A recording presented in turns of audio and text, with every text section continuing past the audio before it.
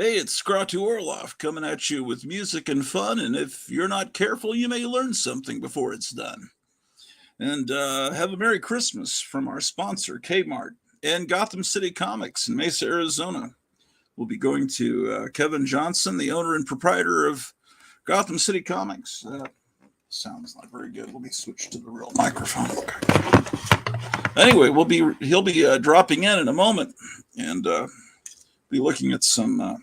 Got some new 1970s Bronze Age comics in, and we'll be looking at those. And he says he's got a new mask and some magazines. We'll see what's coming into comic stores as we approach midweek here. Once again, I'm coming to you from Rural Retreat, Virginia, the Hotel Orloff. And if you want to come on, the link's in the chat. Chat's in the link.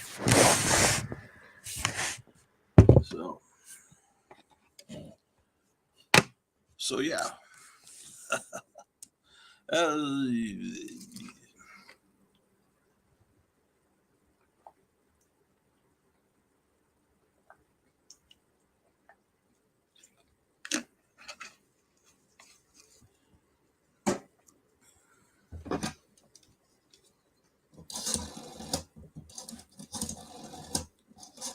the elevator's not working here at the Hotel Orloff. I had it kind of working, but I don't know what the problem is. And then the vacuum cleaner stopped working this morning, so I was on the phone with all these tech support morons. And we've only had that thing like, what is it, a month? They're saying, anyway. Oh, yes, Gotham City is, yes, Kevin, you ready to come on? All right, well. Hey, Kevin. Hey, how you doing? All right, what's up? Got some new things. Watching Tomb of Terror Volume 7. Oh, yeah, and by the way, we're having a sale, episodes of Tomb of Terror. My variety show is on, you can get them for $10 each. He's watching episode 7. He says that's his favorite episode so far. I think he ordered 25 episodes, so you should. And if you order 4 or more episodes of Tomb of Terror at $10 each, which is half price until Thursday, he's going to throw in a special 2-disc several. Oh, that's Wednesday Addams, the new Wednesday Addams. Yeah. In full screen. So.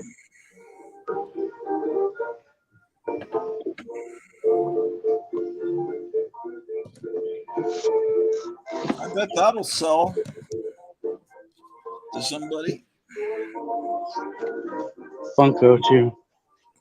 Oh, you can't even tell that's her. No. They have freckles on. She has freckles. I never noticed. I guess she does.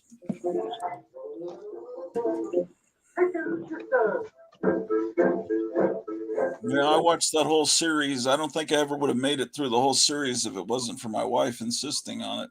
Oh, new stuff from John Goris. John, if you're watching, I finally got your email because I haven't been looking at my email. Email is probably the wrong way to contact me. If he's looking, that's all I have left. Oh, yeah. You know, he gives you these to give away, but I everything he sent me, I want to hold on to because it's like a piece of original art. So you still don't have the real Garloo, the normal colored one. Not yet. All right. Let me show you those books real quick. All right. Where'd I put them? I don't know.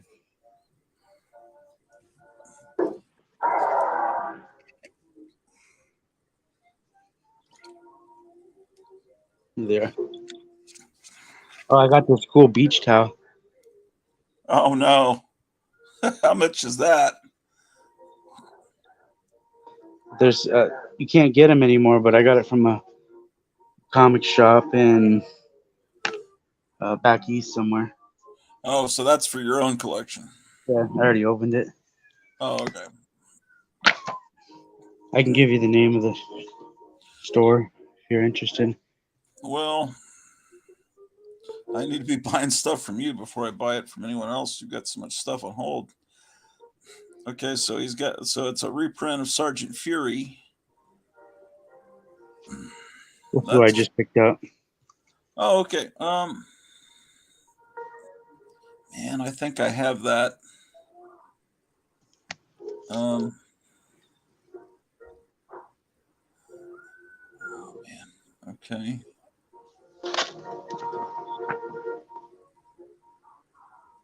I think I have all of these. That's weird.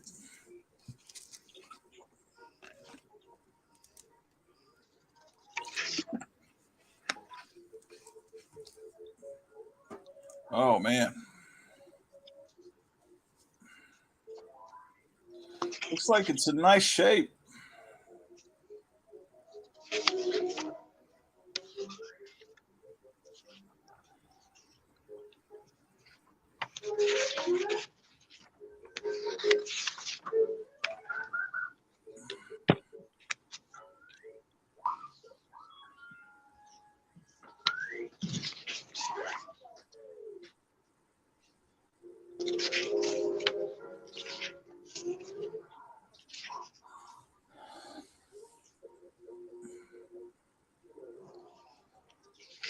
I've seen IDW or Image putting out. I think it's Image putting out a Jack Kirby book. Really? Well, I don't have that issue. I don't think I have the. Uh, yes, Micah. This is some stuff you just got. Um, I I don't know if I have that original issue of Thor at reprints. I think I think that would be one I would need, and then I would want that Charlton there too. Oh, there's a Disney one. Disney. Micah, do you want this Disney one that's coming up? Sure, he already has that. He probably does, but just no telling. Yeah, those two.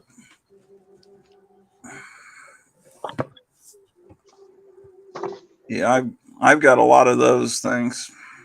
There's an issue of Plop. If anyone needs. Oh wow, this guy had good taste that sold you this stuff.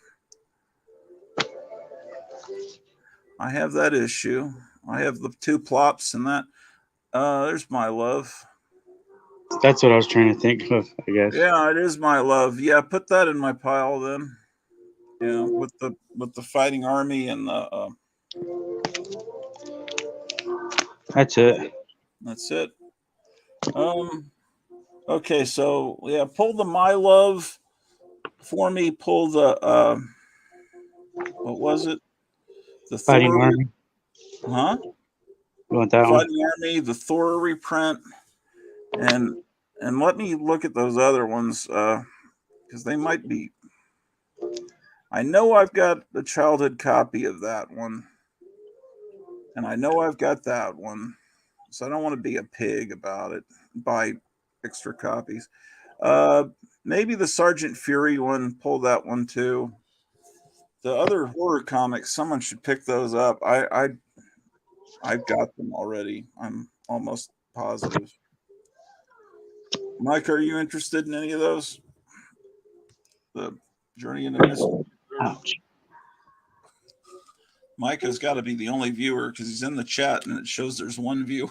So. All right, these next ones aren't for sale. Oh, okay. Oh, nice. He says, not at the moment, but thanks. What would those horror ones sell for, do you think? I don't know, $2 each or something. Oh yeah, Uh, hold on. I gotta meet you. Gotta do something real quick. Okay.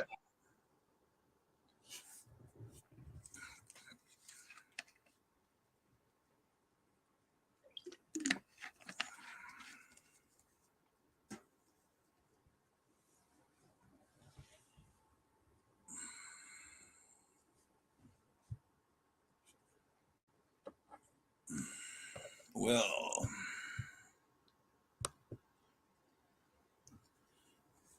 so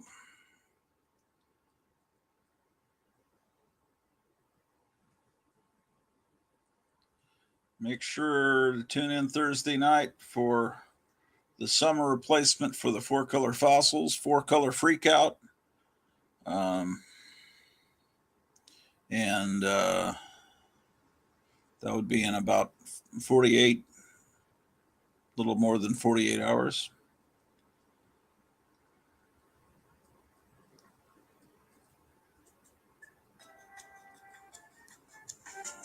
Look at this shy dog. How about that?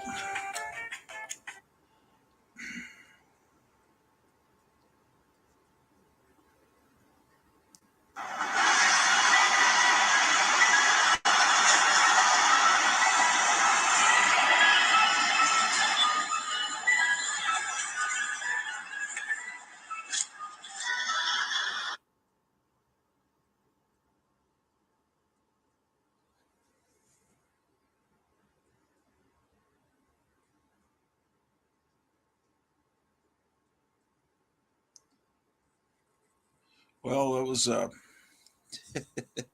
you see Biden in Maui. That was a real interesting speech he gave. He's, Is this the first one where you made an appearance in it? I guess that's I put the music song with the little karaoke performance. Yes, it is the first appearance. So that one. Maybe I should do that more. Maybe that'll. Yeah, That's a key volume. yeah, it's a key episode. Yeah.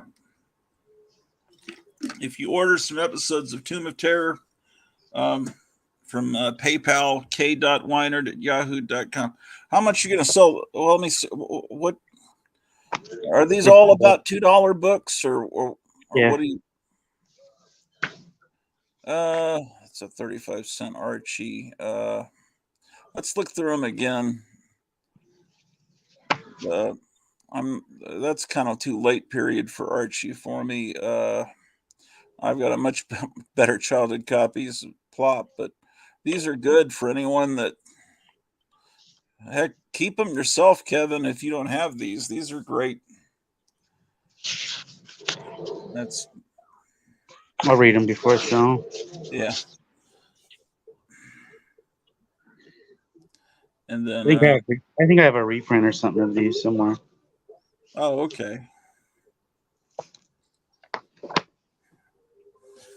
Yeah, I have that one from when I was a kid. That one too.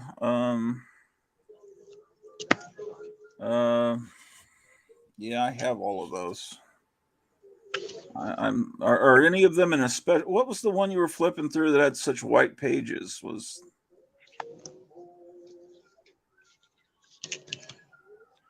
that one probably? Okay.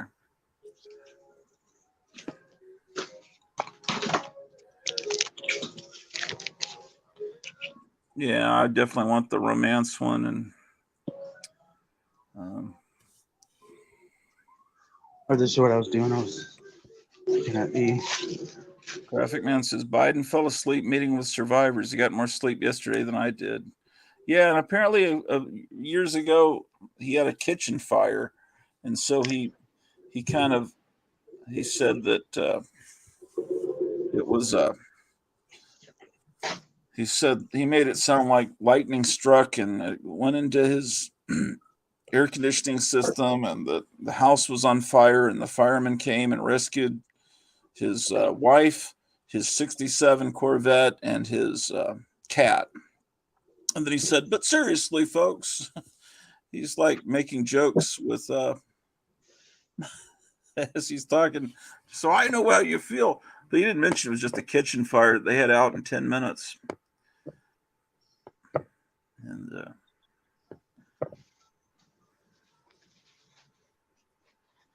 so these are magazines that you acquired for your own collection? Yeah. Yeah. All right. How'd you come by them?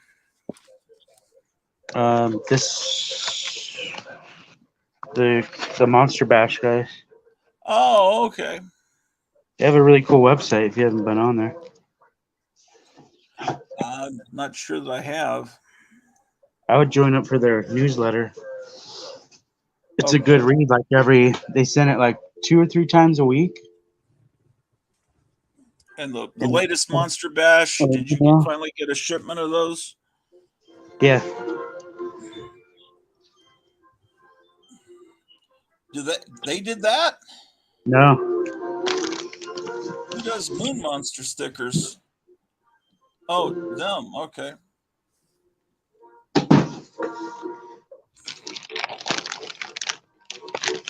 What? Oh, okay, that's pretty good. That's a mask. mask in hand. He only made 25 of these.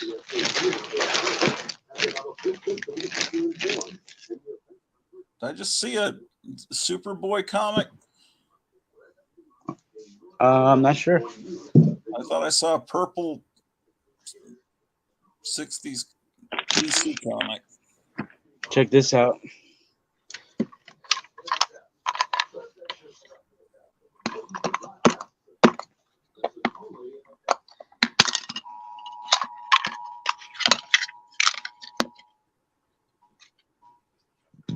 Oh, it's a pencil sharpener. Oh, wow.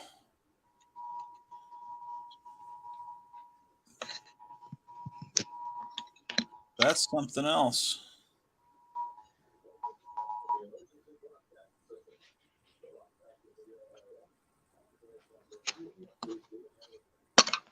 Pretty cool, huh?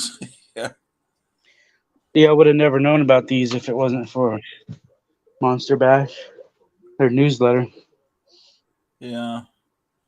Is there a what was the purple thing I saw, man? There was a purple comic. Over here? I don't there that's it. Where? You just went past it. Go back down the other way, the way you just were. Uh, there. What is? Oh, that's the My Love. Oh, okay. I saw that purple color and I thought it was a '60s DC comic. Okay, never mind.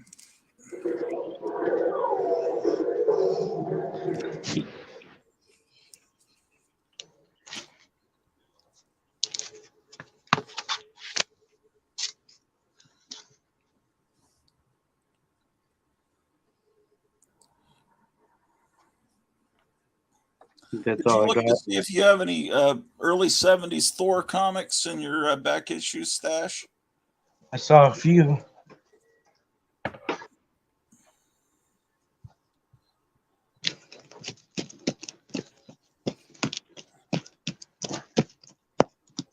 I saw a few in here.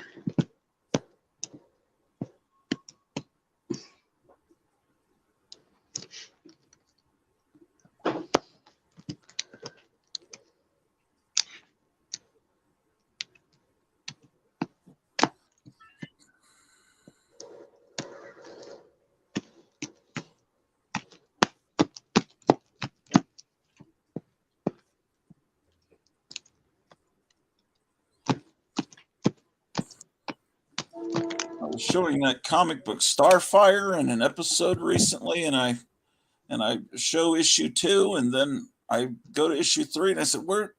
And I guess I don't have an issue 2, and I'm making a big deal out of. I guess I don't have the whole run, but then I look back at the video, and I actually showed it, and it's like I make fun of Biden. I may not be too far behind him, except he's evil. I don't. Hopefully, I'm not evil, but I may just maybe almost as stupid. You have all the Starfires? Yeah, I think there's 7. Do you have any? I was gonna look if you didn't have them. Yeah, Starfire, and then I think Stalker. I showed the whole run except the first issue, but I think that's in another box. But yeah, I'll look.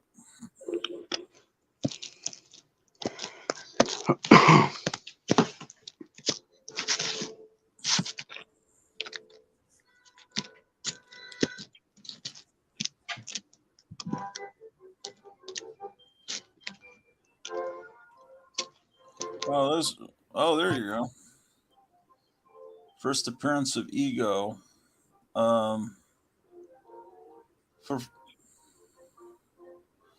man, I. Oh, well, you're showing that it has damage on the top. Oh, that's a little.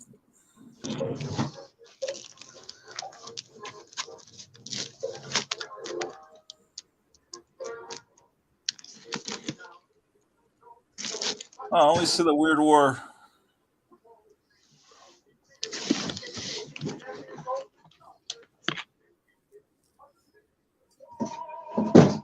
Oh, okay. Jumbo's saying put that in my stack, but I don't know if he's being funny or he might be serious.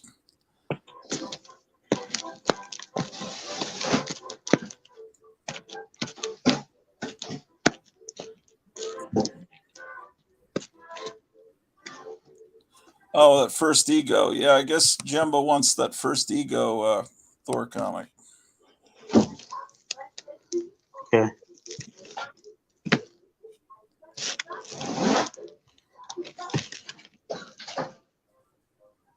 Huh.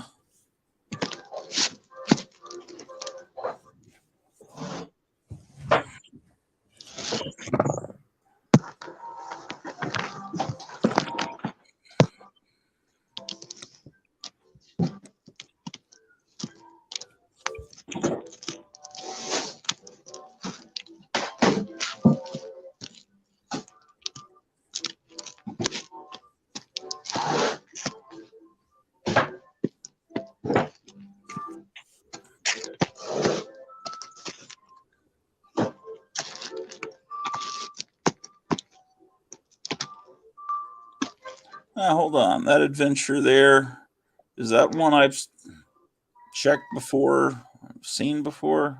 How much is the. Think you've seen it. This box has been here for a while. Yeah. What was the price on it? $20.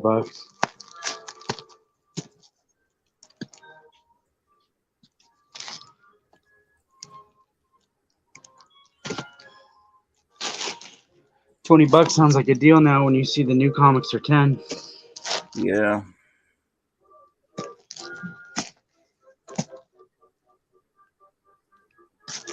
First appearance of what?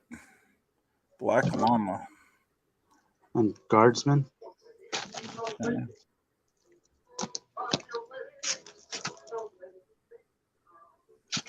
Go back to that Iron Man with the Guardsman cover.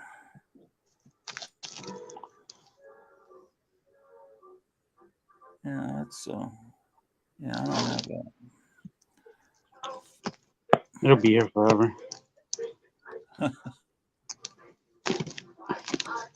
Lead Paint thinks that Weird War is the first Frank Miller. It is. Look.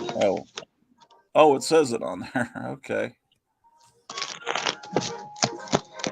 Well, you got 2 copies of it. Yeah.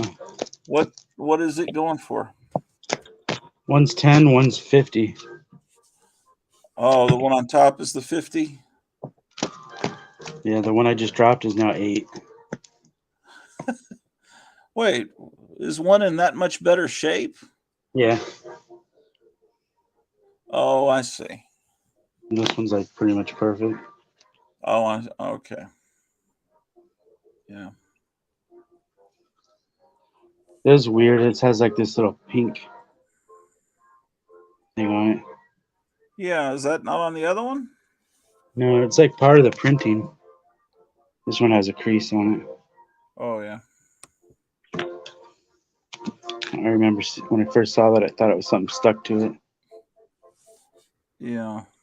Yeah, that's odd.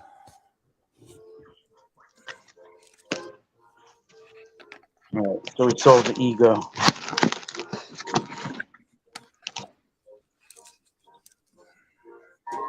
I got 2 more of these dolls. Just keep sending them.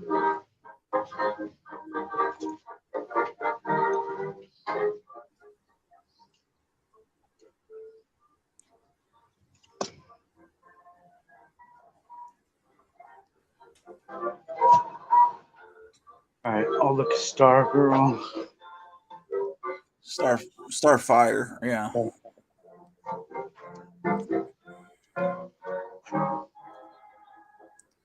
but I have the whole run of it. I checked this morning, but it's just it might be cool for someone else if they don't have it. No, I don't. Yeah, check Stalker.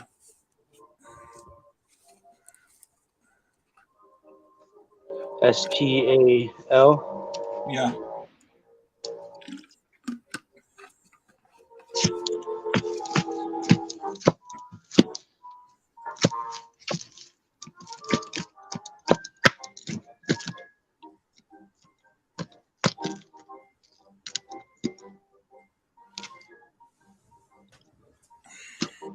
No.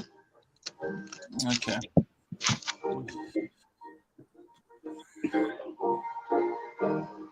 So you don't have any 20-cent Thors? Look over here. Oh, here's Sandman. Oh, The Godzilla calendar. that's good. Here's Willie. Oh,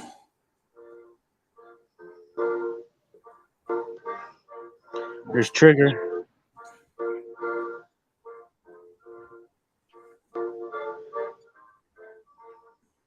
That guitar's cool.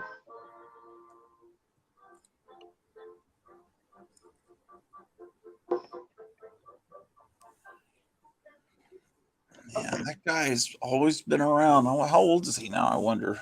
He's like 95 or something.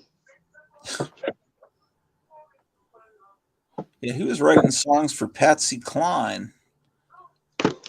He was old when I first saw him.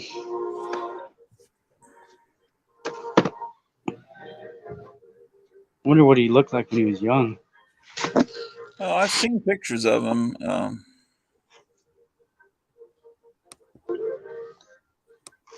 don't have any early Thor over here. 30 centers. That's 30 of 50. I was looking more for the 20-25 cent era. And you don't have any All-Star comics, do you? Probably not. Go look.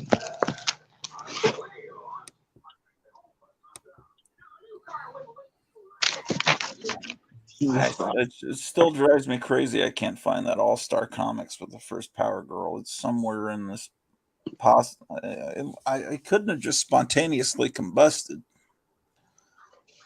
Um, Yeah, but it could have gotten misplaced real easy.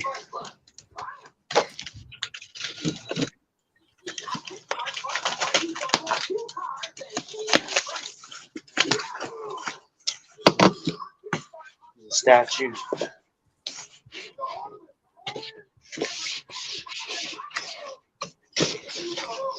yeah,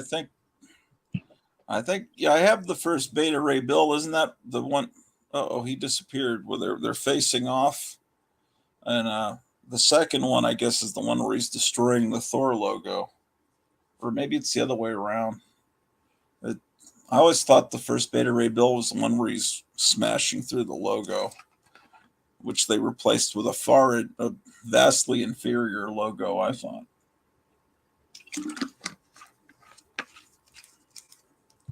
337, I think it is. Yeah, I was buying those off the rack. Uh-oh. I gotta go turn off the elevator light.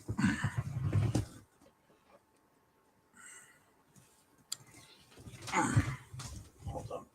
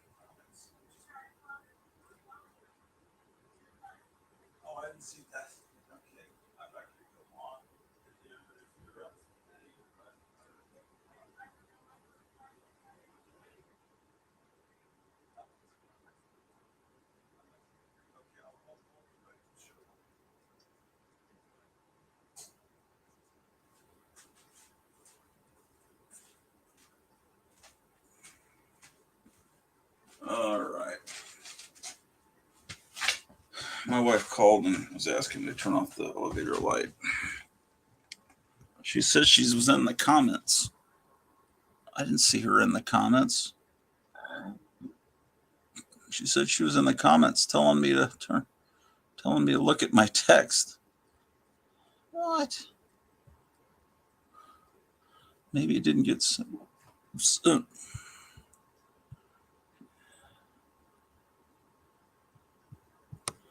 Okay, hold on. So the first Beta Ray Billy smashing the logo, because I was watching some live stream the other night and someone was saying that wasn't the first appearance. Maybe I'm wrong. I always thought that was the first. I need All Star Squadron 47. The Beta Ray win every skirmish with Thor. My memory is fuzzy. That's probably because the artwork was fuzzy and we don't remember it well because it was always very fuzzy artwork.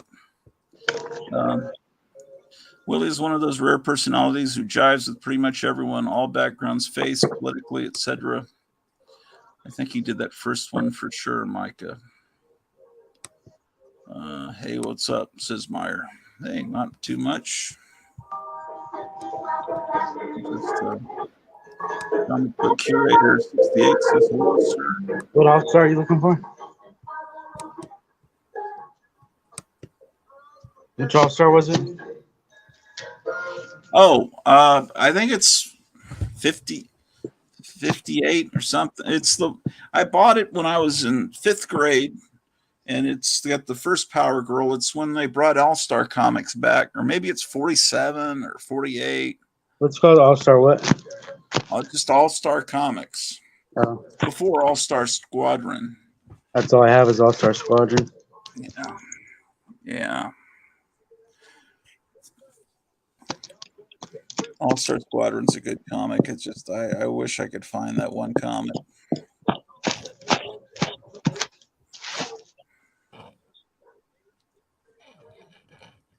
Oh, see if you have All-Star Squadron 47, Comic Book Curator 68. Was looking for that issue. What number? 47. No, I skipped right over it. 45, 48. Yeah.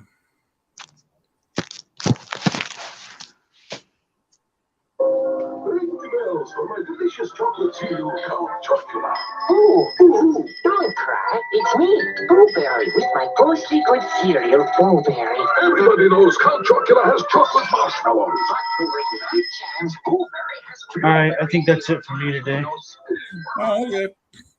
I gotta start packing some stuff up. All right, sounds good. And those Fireball says 58's the Power Girl one. All right. Well, I'll talk to you soon. You gonna come on Thursday? Yeah, I'll try to make it on there. All right, sounds good. Well, All right, see you. All right. Anyone else want to come on, or I may just go? No one else wants to come on. I'll just head on out. Let's see.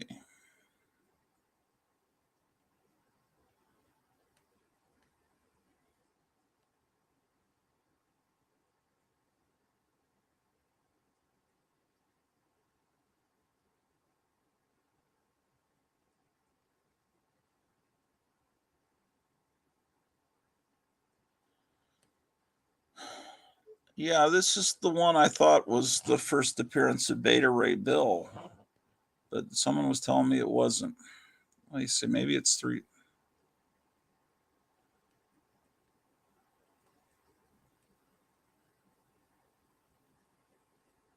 Oh no, 336 is when they're saying goodbye to the old Thor and welcoming in the new era of Thor.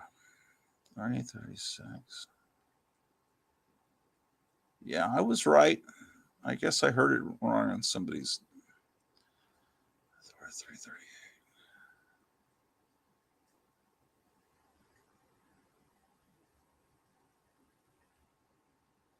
Yeah, this is the second appearance. Someone was showing this and saying that was the first appearance, and I was thinking, I don't think that's right. Oh well.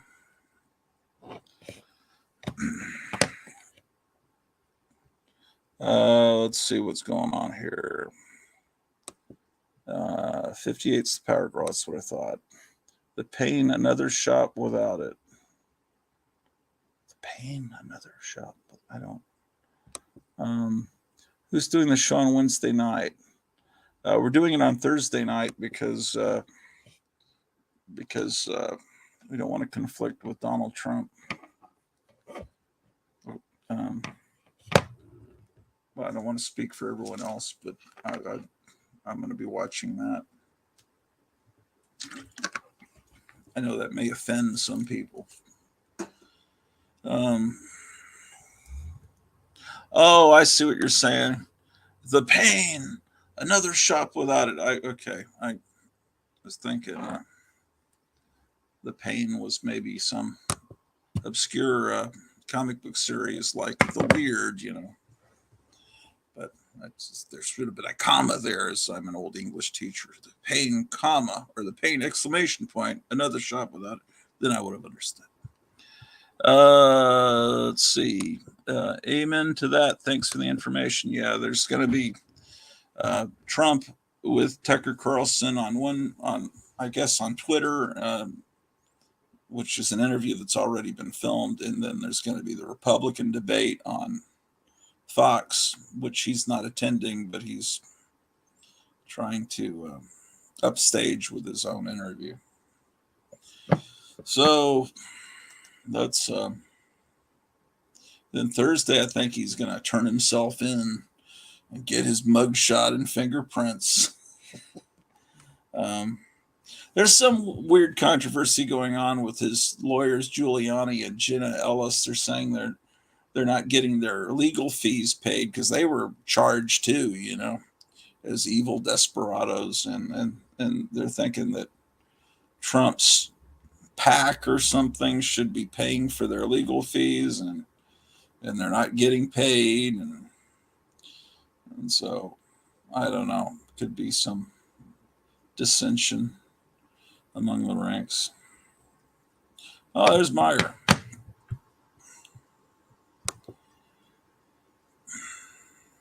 I thought I added him. Hey, what's up? Not much. Just finished eating lunch. Just getting set up here. How's it going?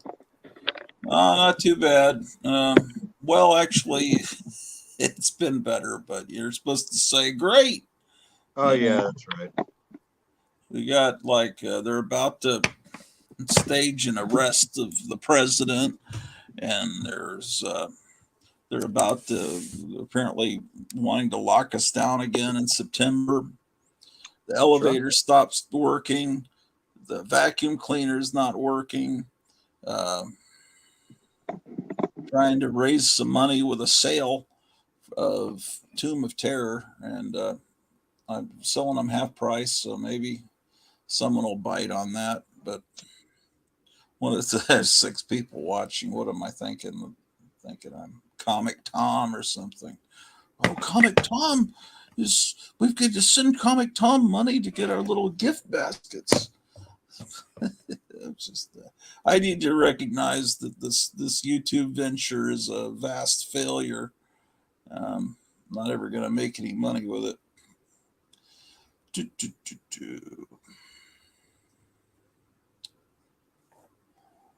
I don't think very many people are. I mean, a few people are. Yeah. These are pictures of how Marvel stored their original art in the 70s. Oh, I haven't seen that before. This is Can you make it big? Have you show those already? Kind of I a little just bit. turned it on. I'm sorry. I just got in about 10 minutes ago. I didn't know that you were live. Oh yeah, that's all right. Yeah, I was talking to Kevin on the phone because he said he got some new old books in, and rather than just look at them That's on, all original, like Bristol board pages. yeah, this would be all the art that they would pull out, I guess, when they wanted to do a reprint of Sergeant Fury or Thor or something. Wow. And a lot of this art, I think, eventually they returned 1,900 pieces of art to Kirby, but I think a bunch of art got stolen about 1968, 69 by the new wave of young hippies they hired to come in. And then they were selling it at conventions and hotel rooms. But Right. I You know, don't know about if that's 15 years ago, it's been so long since I've been downtown, because I avoid it. But here in downtown San Francisco, they have a comic art museum. It's a pretty big one, pretty significant. But about 15 years ago, there was an original comic art show there, and it was a display of the personal collection of Graham Nash from Crosby, Stills, Nash. So he lives in the area.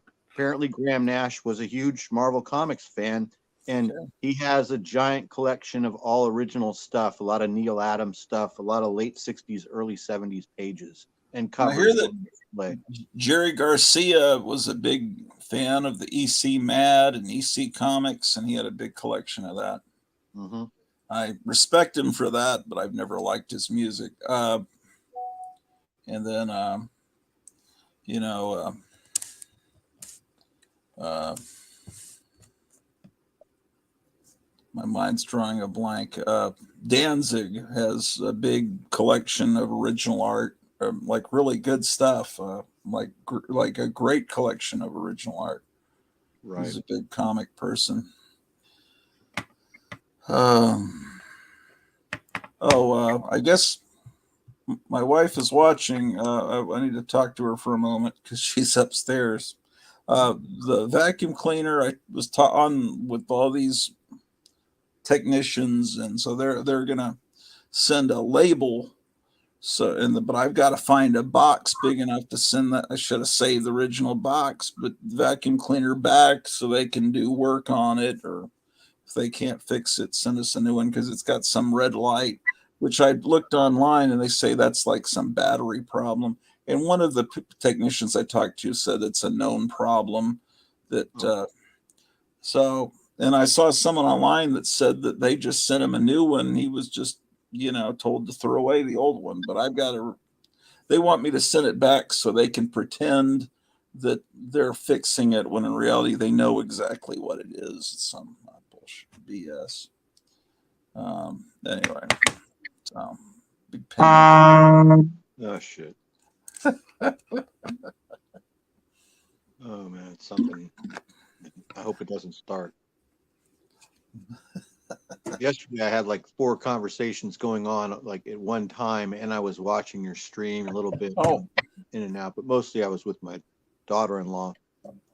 Yeah. I was just trying to do a live stream, trying to see if I could get people to buy episodes of Tomb of Terror. Kevin was just watching one in his store and said episode 7's the best one I've seen. But if any of you would, I know I sell them for $20 each, guys, and I'm until Thursday night at the end of the 4-Color Fossils program, they're going to be on sale for $10 each. So you can take advantage of this big Christmas and August sale where you can get, however many you want, $10 each. And that includes postage. And if you're the first one to order at least four or more episodes, Kevin's going to give you the free, was it DVD or Blu-ray? I don't remember. But anyway, it's probably, I don't even know if they make DVD anymore. It was a set of season 3 of Greg Nicotero's Creep Show TV series that I hear is good, but I haven't seen it. I haven't seen it. That's great. That sounds great. So we're waiting on people to order that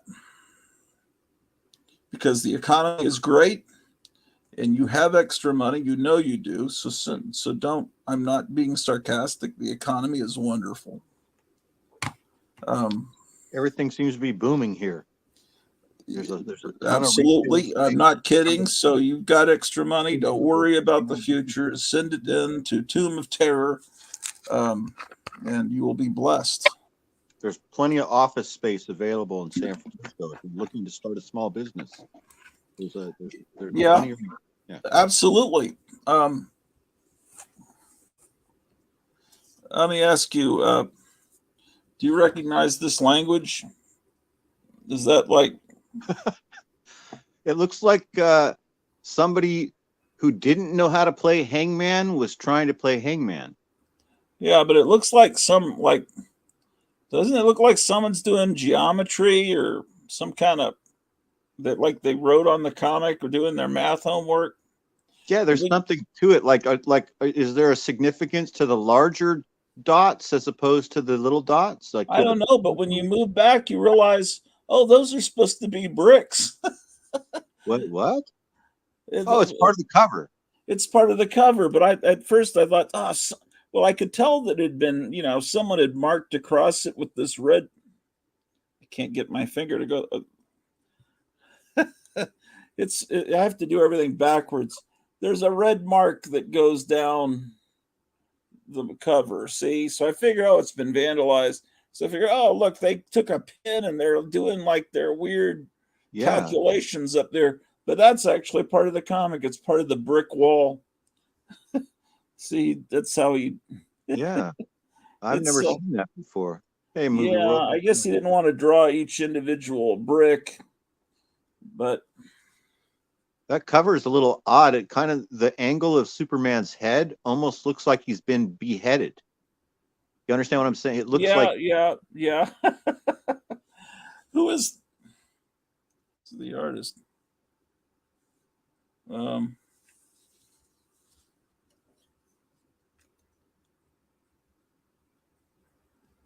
Oh, that's not the name of an artist. That's just a number. Oh well. Oh, so let's see. Oh, what's going on now in the chat? Wow, I wish I could go through all of that. What are you talking about? Because I didn't look at the chat and now I don't know what that's referring to. Hello, Movie World Comics. He sells some of it on a website. Oh, I missed something.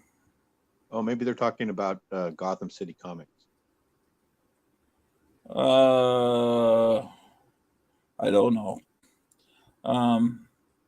There used to be a museum of comics and art, of comics and comics art near me, run by Steve Jeppy, but it closed down a few years ago because it didn't make enough money. Right. Great. So it's a lemon. She's not talking about the museum. She's talking about the vacuum cleaner.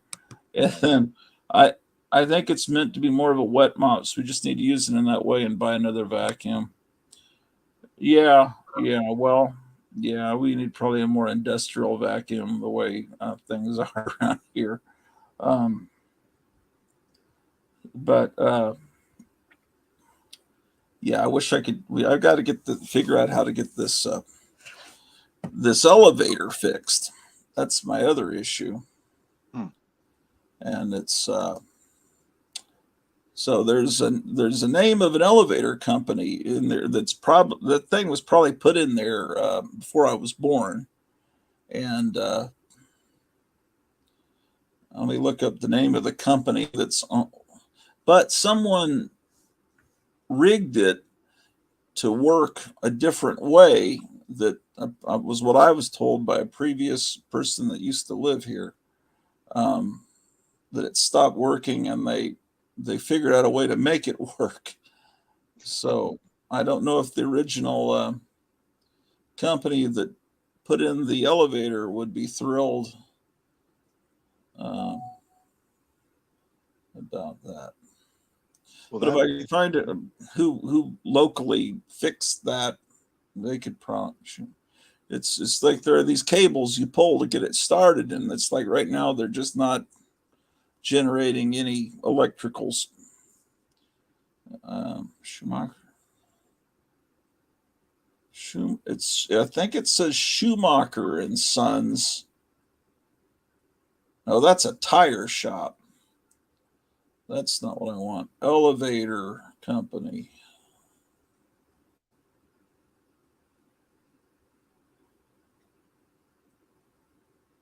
Let's see where they're based out of. Schumacher Elevator Company. Still exists. Custom elevator solutions to keep you moving. I think, well, most people don't have elevators, but now once you get used to it, it's like, well, how am I going to get a darn refrigerator up to the second level? I've got to take it up steps, and then I got to take it up the big ornate staircase. And it's like, well, somehow that normal people do that, but once you have an elevator, and I took these comic boxes downstairs, and now I got to haul them back up the stairs. Schumacher Elevator specializes in custom and standard elevator solutions from partial to complete packages. Our expert yeah, but where are you guys located? It's like, okay, they're in the Midwest, which is where Virginia is. Let's see. No, Glenn Danzig sells some of the original art on a website. Oh, she's talking about Glenn Danzig and the car radiator. And we got a lot of stuff going on. And I got stuff on hold at Gotham City Comics. When it rains. Modernization, though, preventive maintenance. Yeah. They've been around since 1936. Did you know elevators are statistically the safest way to travel? That's a great marketing line right there. That's funny as heck. There's their phone number. It's nice when someone actually has a phone number and doesn't expect you to. Yeah, I'll call them later. See, it would be interesting to know if they have a record of when they put that elevator in, which would have been put into Paul bodies from the attic down to where they had the funeral. But we won't talk about that. Yeah, okay. I'm hitting the same one again. I'm just torturing myself with the same text about all this stuff, which would be that's why you guys need to order Tomb of Terror. It's a great show that I buy the whole series, man. Yes, this is the time to order Tomb of Terror, ladies and gentlemen. Donald Trump ordered the whole series, all 33, 30, I don't know, are there 34? I've forgotten how many episodes I made. I just sent them down to Mar-a-Lago yesterday. And I sent that painting off yesterday of Bilbo Baggins and a goblin. So if you want to commission me to do a painting, $100 plus postage. If you want me to do just a sketch for you, like not a painting, but like a drawing on a piece of paper, like whatever you want me to draw, I can do that for $30. So you want to commission me, just tell me in the chat. Oh, there's only 5 people watching, man. That's not good. I guess people are working. I'll be back to work soon. Then you won't have Gratu Orloff to kick around anymore.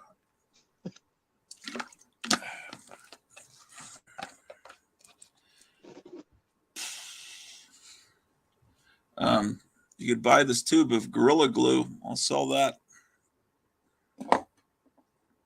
And be like the Home Shopping Network. We have this perfume, Mujer X. This bottle of perfume is what inspired Stan Lee to create the X-Men. So you definitely look at these classy ladies. It looks like it's empty now. It's like whatever whatever was in this has evaporated since the early 90s.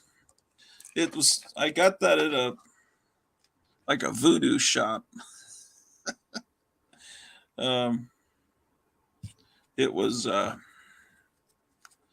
HO in Mexico. Oh, excellent. Yeah, see, it's That's cool. so I Man. guess that I don't know why. So they have these shops. They're not everywhere in Texas, but if you go to like a sleazy area like Oak Cliff, although they're trying to make it a little nicer, they have these Santeria shops where you can buy these candles. Yeah. Where it's like protect me from the. It's like one of the candles say pay me. It's like you want people. I should get that candle out and just get people to buy episodes of Tomb of Terror. And they have ones to break curses or to, just these. You see, they have those in San Francisco? They do. And I had some neighbors that believed in that for a while that I knew pretty well that did different things. Like they believed in the evil eye, and like this girl that I knew, I mean, I was friends with her husband. They were from Ecuador. So they were from Ecuador, but they believed in this. She believed in, he didn't. It was mainly her and then the neighbor lady downstairs. They believed in like a Santeria evil eye thing, and they had a curse going against some other woman that was the wife of another friend. And one of the things I remember she told me was that they were wearing their underwear inside out for a protective reason. She was 100% honest. Yeah. Yeah, when I was in that shop back in the 90s, I got this, and then I got this other one. It was a 7 African Powers perfume. So apparently all the slaves brought they kept their religion going, but they altered it and made it look like they're praying to Catholic saints, but they were still the original African gods. So very interesting. Anyway, so she says we need to research that perfume. When she says I love that painting, she's talking about the one I did of Bilbo. Yeah, she really fell in love with it. It's like, man, don't fall in love. Did you take? You're going to take pictures. I took pictures of it. Hopefully a pretty good picture. Let me see. Yeah, I got some good pictures of it. So I mean, I guess I could make a print of it.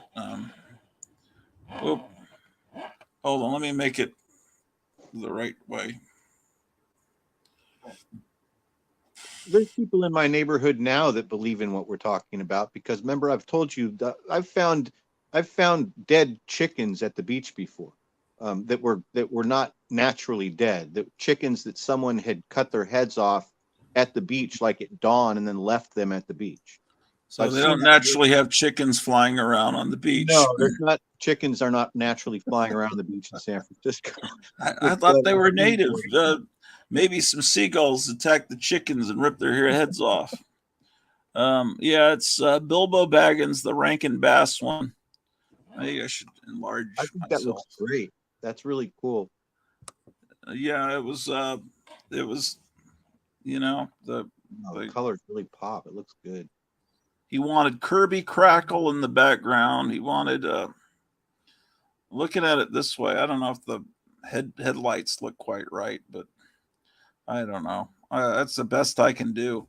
I'm not good at drawing technology like cars and stuff. I mean, if I was just drawing the goblin himself, his whole body, it would have. But then it's like I kind of get intimidated when I'm drawing cars and stuff. Anyway, it's Bilbo Baggins in a drag race with a goblin. Your cars look better than Rob Liefeld's hands and feet. Yeah, I don't know if that's much of a compliment.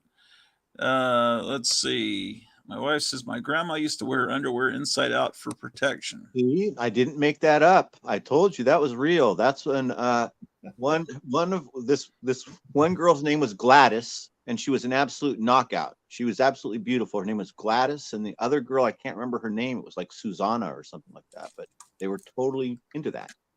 Thank you, Cleo, for confirming I'm not crazy. Yeah. Anyway, my goodness gracious. Oh, were you you said you weren't watching earlier, right? Yeah, I missed the beginning, probably The whole reason I'm doing this, I wasn't planning to do this live stream. Kevin last night said I got a few 70s comics in. So I called him up to look at them, and he said, "Well, I've got this other stuff. I wish you were going live so I could." He wanted to show his Moon Monster mask and then some magazines he got for himself. So I started this live stream, but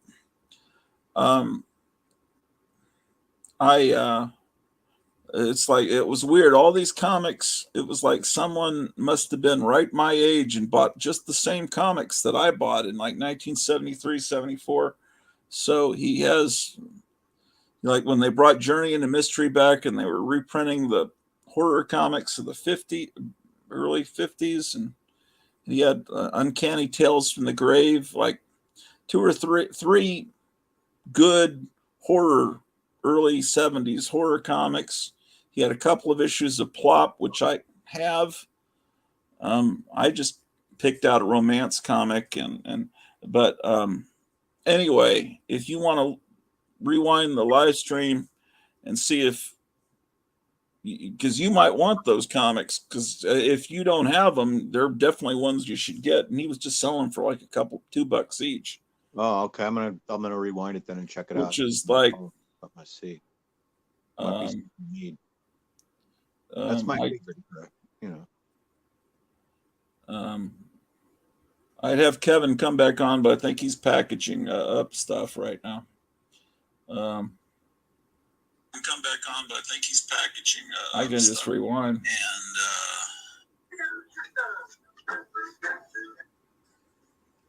hey, it's Scrunch Orloff coming at you with music. Kevin Johnson, the owner. Hey, it's Scrunch Orloff coming at you with music and fun, and it never noticed. I guess she does. Let's see what my wife is saying. She is laughing, and then she says, "She used to tell me to wear mine like that." Laugh out loud. Oh, new stuff from John Goris. Wow, she's coming to wear like that? Stuff on hold.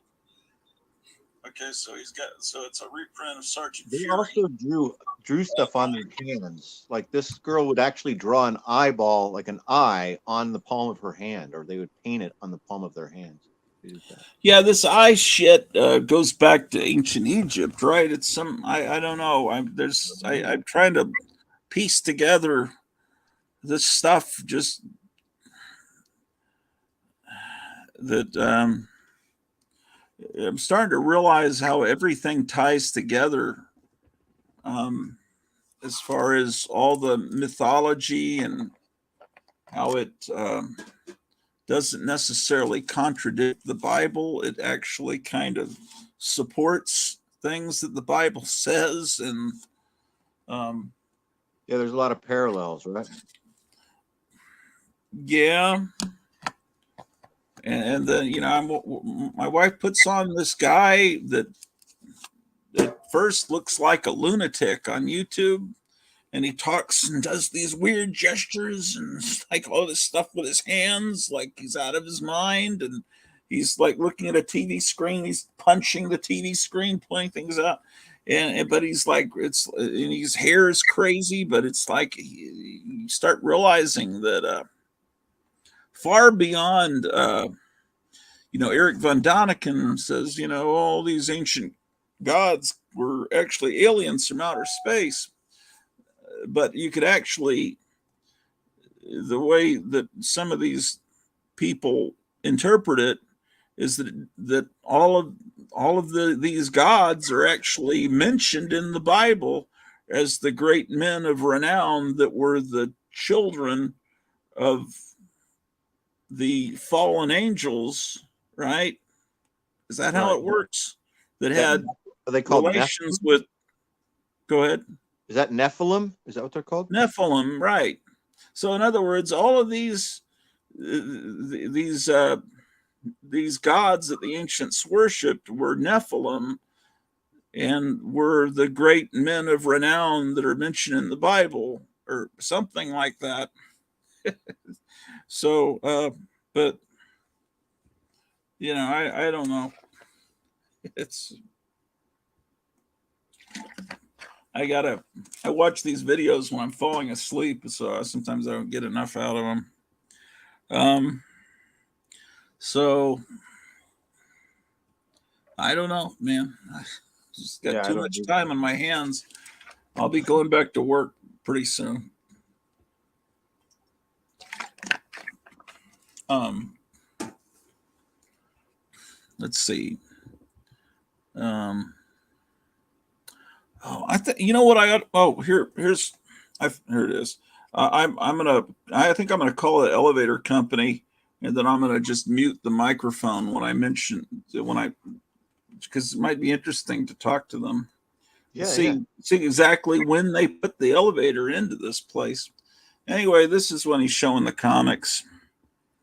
Oh, Let me give myself full screen. That one I already claimed.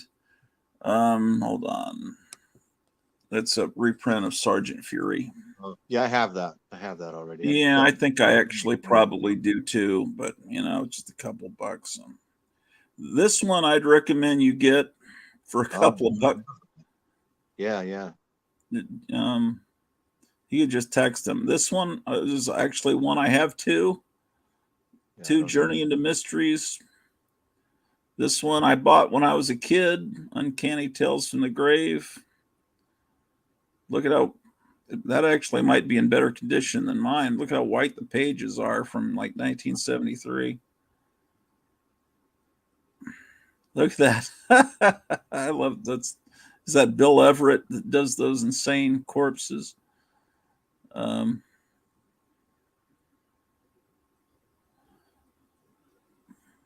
so and then he had a couple issues of Plop. But I'm not trying to pressure you. I'm just telling you, if I didn't have these books, I'd jump on them. But that one I picked up but I think I already have it.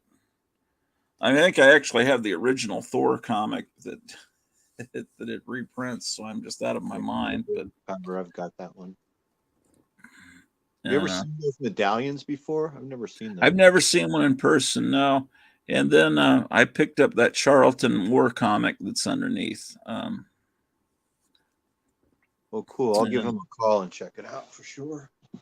That's a lot of that stuff that I would be interested in. Yeah, and then I think there was and then underneath that is a romance comic that I picked up. That was the one I was mainly like when he said he got a romance comic in. I was real thrilled to hear that. I got that one, and then the romance comic underneath. But anyway, and there's a Disney comic that I don't think Micah needed. And to me, it's not in very good shape. It's got a fold. Oh, I didn't get the Archie one either because it's a little bit too late period for me.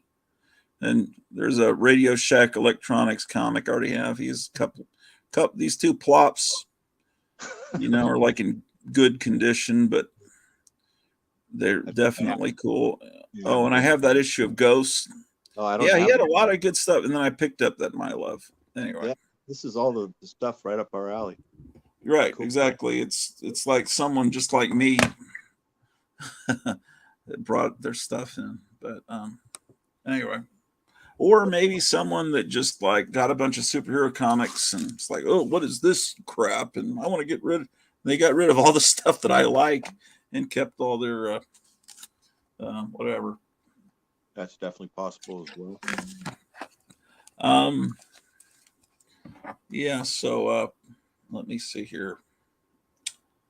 What did I just do?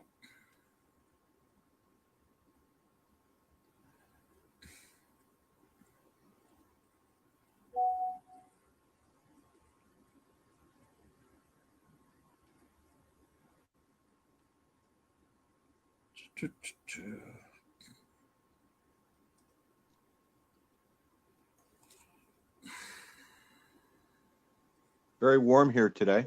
The weather's we're feeling like some temperature change that might have something to do with that tropical storm or something. Schumacher elevator. Hi. Yeah, I was calling because I've got an elevator installed in my home, and I probably installed. It could have been 50, 60 years ago, but I see the name of your company on it. And so I was just curious where you're located and whether you do service calls. We just bought the house about a year ago. Okay, and where are you located? Okay, well, just one moment.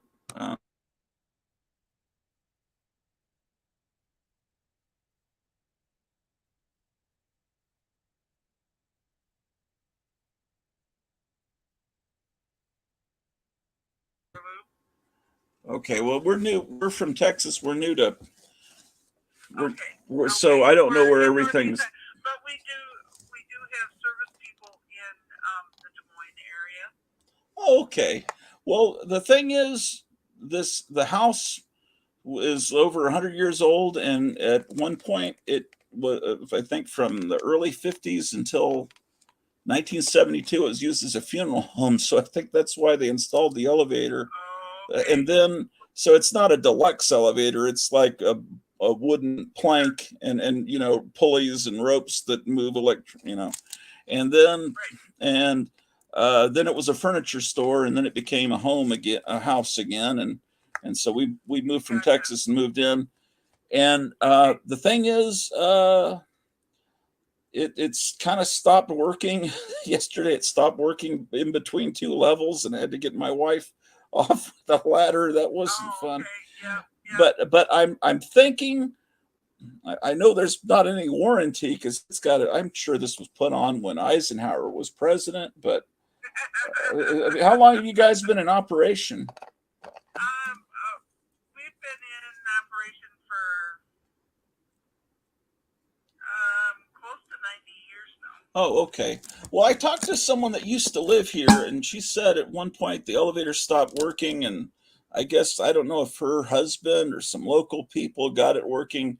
They might have rigged it, so it may not be to the specs of what you guys do. But anyway, I'd rather it be working properly the way you guys would do it rather than the way, because it works with ropes and with metal pulleys that I jerk on one side and then or I'll jerk on the right side to get it to stop right at the right level. But I'm not sure that technology is that technology still used? That is not a question that I can really Okay. answer. I tell you what is the address of your home?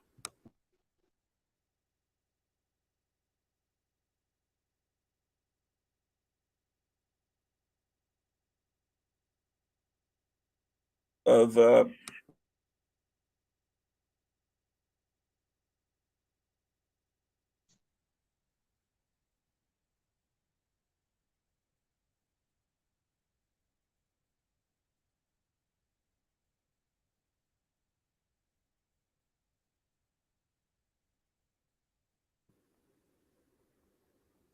Okay.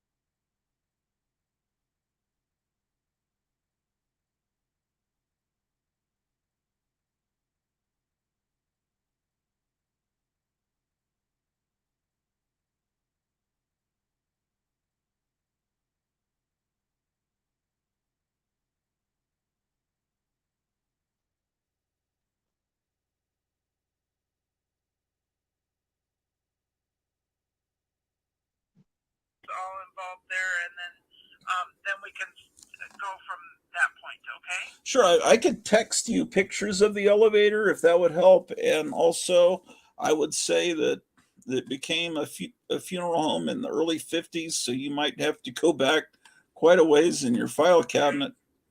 But do you have record of all the places you put up? We've got some records that go back quite a long ways. So some of it's on microfilm, but Okay. you know, like I say, I need to find out some more information on our end so Okay. that we can figure some of this out, and then in the next, hopefully even by tomorrow we can have somebody give you a call back. That would be and talk great. to you about this.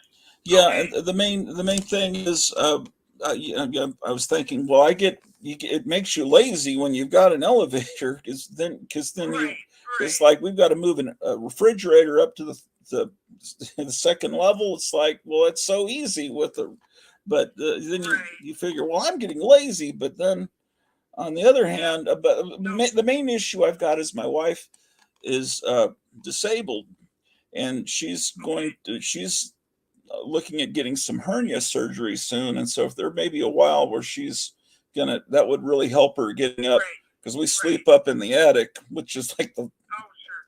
and she could be in a wheelchair for a little while and get up and down. And Sure. but one thing I noticed is that the rope is, someone's put in insulation, like pink insulation in the elevator, Okay. and it seems like it rubs against this rope. And then down at the basement, I see all this little powder, from the rope. It seems like the Right. rope is starting to get worn, and so I don't think it's possible we just drop to our doom. But Yeah, no, we don't want that anything like that to happen, and it should not. But let me excuse me, let me do some looking and see what I can find out and see what information we can get, and then I will have somebody call you back and talk yeah, to you. I appreciate it. And it might be fun for the technician to see such an old example. Oh, sure. Because they'll get, I bet they'll take a picture of the old, the on the picture of the name of the company on it and everything. Oh, sure. Anyway, I sure do appreciate it. And if you, All right. let me know. Thank you. All right. Thank you. Take care. Bye. You still there, Meyer? Yeah, that was great television. That was entertaining. Yeah, I don't know if that's you're being smart aleck or not.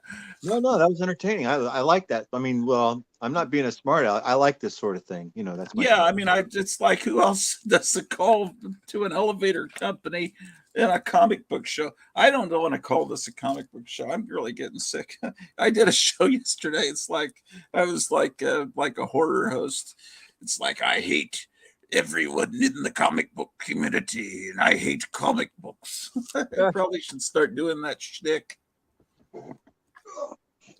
I'm so sick of people. Oh, Venom is so wonderful.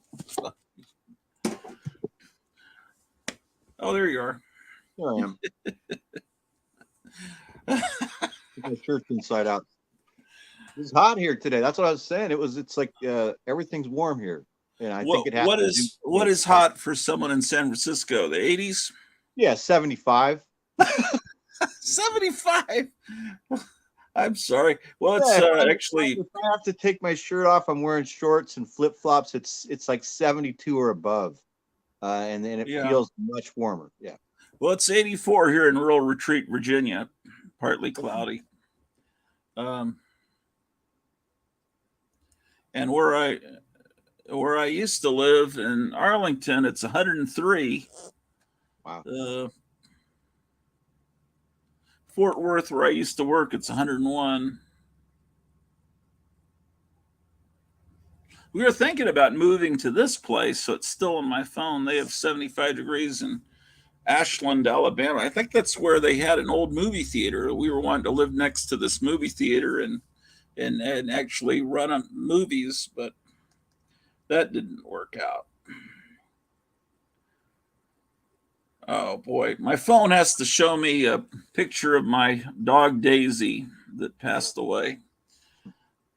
I guess that's nice, except all they're doing is making me more depressed. But I'll see Daisy again. This woman I used to work with had a heart attack, and instantly the first thing that happened was her dog that had passed away was jumping up on her. So all these people would say that pets don't go to heaven. You know, it's like I just said, oh, that's great. I'm glad you've told me that, because all these a-holes want to tell me that pets don't go to heaven. And it's like, I don't know. Let's see what's going on in the chat. Oh, it's all awkward silence, LOL. I was censoring the phone call. I think about this drop to doom a lot. I don't think it's possible for it to do it, but I'm sure there's breaks on it. I don't know. I just like to have comfort of knowing that, of course, I didn't ask how much it would cost. It's probably just something very easily fixed. San Francisco weather is the best. Yeah. So didn't that drop to doom happen to Anne Margaret? Isn't it? I believe it happened to Anne Margaret in a Las Vegas hotel that she on an elevator. Yeah. No. What I had heard, is that an urban legend? No, what happened is she was on a high stage and doing her performance, and she fell off the stage, I think, onto her face, and had to have facial surgery. What was the movie that was? It was Earthquake, right? The movie from the 70s. They had people dropping in an elevator, and then the screen went red because the blood went on the camera lens. I think that happened. Or maybe that was the kids in the cafeteria eating told me that happened in the movie. I can't remember. I don't think I've seen Earthquake since. I don't think I ever watched it again, other than in the theater when it first came out. Well, there were the three big ones. There was Airport 75, Towering Inferno. I saw both of those in theaters, but my mom wouldn't let me go see Earthquake, so I saw it on television later. And they added all this footage into the movie when it was on television. They padded it so they could make it some Sunday big event, 3-4 hour movie. And they added in all this stuff with the Evel Knievel kind of character in it that was played by Marjo Gortner. It's like lame. Yes, I remember that. But so that's when I first saw it, because my mom read about that sense-around process, and she thought it would mess up my ears or something, or I don't know what it was, but they turned up the bass or something and made your seat rumble. So she was overprotective and didn't let me see Earthquake in the movie. I would have liked to have seen it. So I never got to experience sense-around. Yeah, I guess I did. Obviously, I did. Was it spectacular or nothing? I don't remember it being spectacular. No, it was probably a disappointment. We were like, oh, so it's just louder speakers. My wife says, I think that's a scary movie. Well, of course, it would be scary when she lived in L.A. and it's about the destruction of Los Angeles. And then Battlestar Galactica, they released the pilot with some extra footage in theaters while the TV show was on the air. After that had already run on television, they released it in theaters with the sense-around process. And I didn't see that either. Of course, that would have been weird to see a movie after it had already been on television. I don't remember seeing that at all. Did you watch Galactica 1980? They canceled Battlestar Galactica, I guess because it cost too much and the ratings weren't good enough. So then they brought it back the next year, a really cheap version. It's like, maybe it'll do okay if we set it in modern day Los Angeles, and we just have the only special effects we do is that a couple of these guys come from the Battlestar and they're riding around on flying motorcycles, instead of having to do all this outer space photography. Were there Cylons? Did they still have the Cylons? They had the Cylons, and the Cylons attack Earth, and I guess Battlestar Galactica gets to Earth, but the Cylons follow them, and so what they did was really brilliant. They took scenes from Earthquake, because it was the same company, of like the Capitol Records building collapsing. and then they just matted in a Cylon Raider coming in and shooting at the Capitol building, and then it falls, and it's like it really looked cool because they were just using the footage of LA being destroyed from earthquake, and but it's one of I don't know, that's footage is probably on YouTube, and I could show it to you. But one time I was back in Texas, I had a TV, the big screen behind me, and Battlestar. No, it was a trailer for Buck Rogers, or some footage from Buck Rogers was playing, and it zapped me, or I couldn't upload that show. Universal's like big. They don't like you using their footage. It was just in the background. I was talking about stuff from that time period, and I haven't used my projector since we moved here to project movies up big. But I've got a big giant room where I can do it. And there's what I've been wanting to do. I don't ever have any extra money, but for Amazon has blow up theater screens that you could use for outdoors. And let's see if I still got it here. Just for like $100. Let's see if I can find that. Well, that would be cool. They'll come out and look at the elevator for no cost. They'll drive like an hour all the way here to Virginia. She was very nice. She was pretty knowledgeable too. Yeah. She's probably going to have to get out the microfiche and look on microfilm. I don't think they normally get service calls for old elevators that were built to haul coffins up and down. I would think not. Let's see. I mean, unless they probably do service, like maybe they service industrial type elevators having to do with like farming or something. Yeah, like that. That's what this basically is. It's not a. Yeah, look at these. See the screen. This one's 135. Maybe it's the same one that I was looking at. That was $100, but Bidenomics brought it up to 135. Anyway, you just blow it up, and then I think there's several different types. One of these days, I'd like to get one of these and just blow it up in the living room and watch movies. They're meant to be outdoors, but I think the screen is high enough. Here's one that's a little smaller, 14 feet, $88. That's cool. I didn't know those existed like that. That's neat. Yeah, that's And then you get one of those. They're like projectors that are like DVD or Blu-ray players. Is that right? well, the projector I have is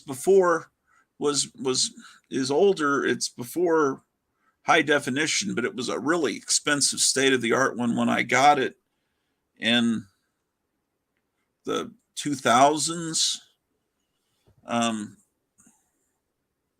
Yeah, I don't ever really know what to call the first 2 decades of a century.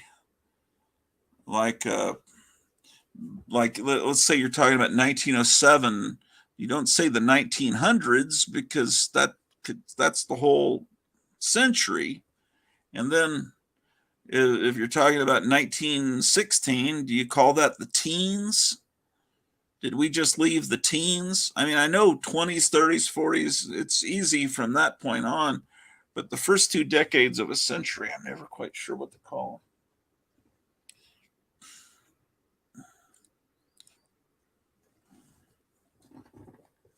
them. Man, I keep finding stuff I don't even know I had. Oh, wow. Do you have this book? No, I don't. I've never seen it. I don't have that. Let me see. Collector's Guide to Monster Science Fiction and Fantasy Film Magazines by Great. Jack Bob David. Michelucci. So,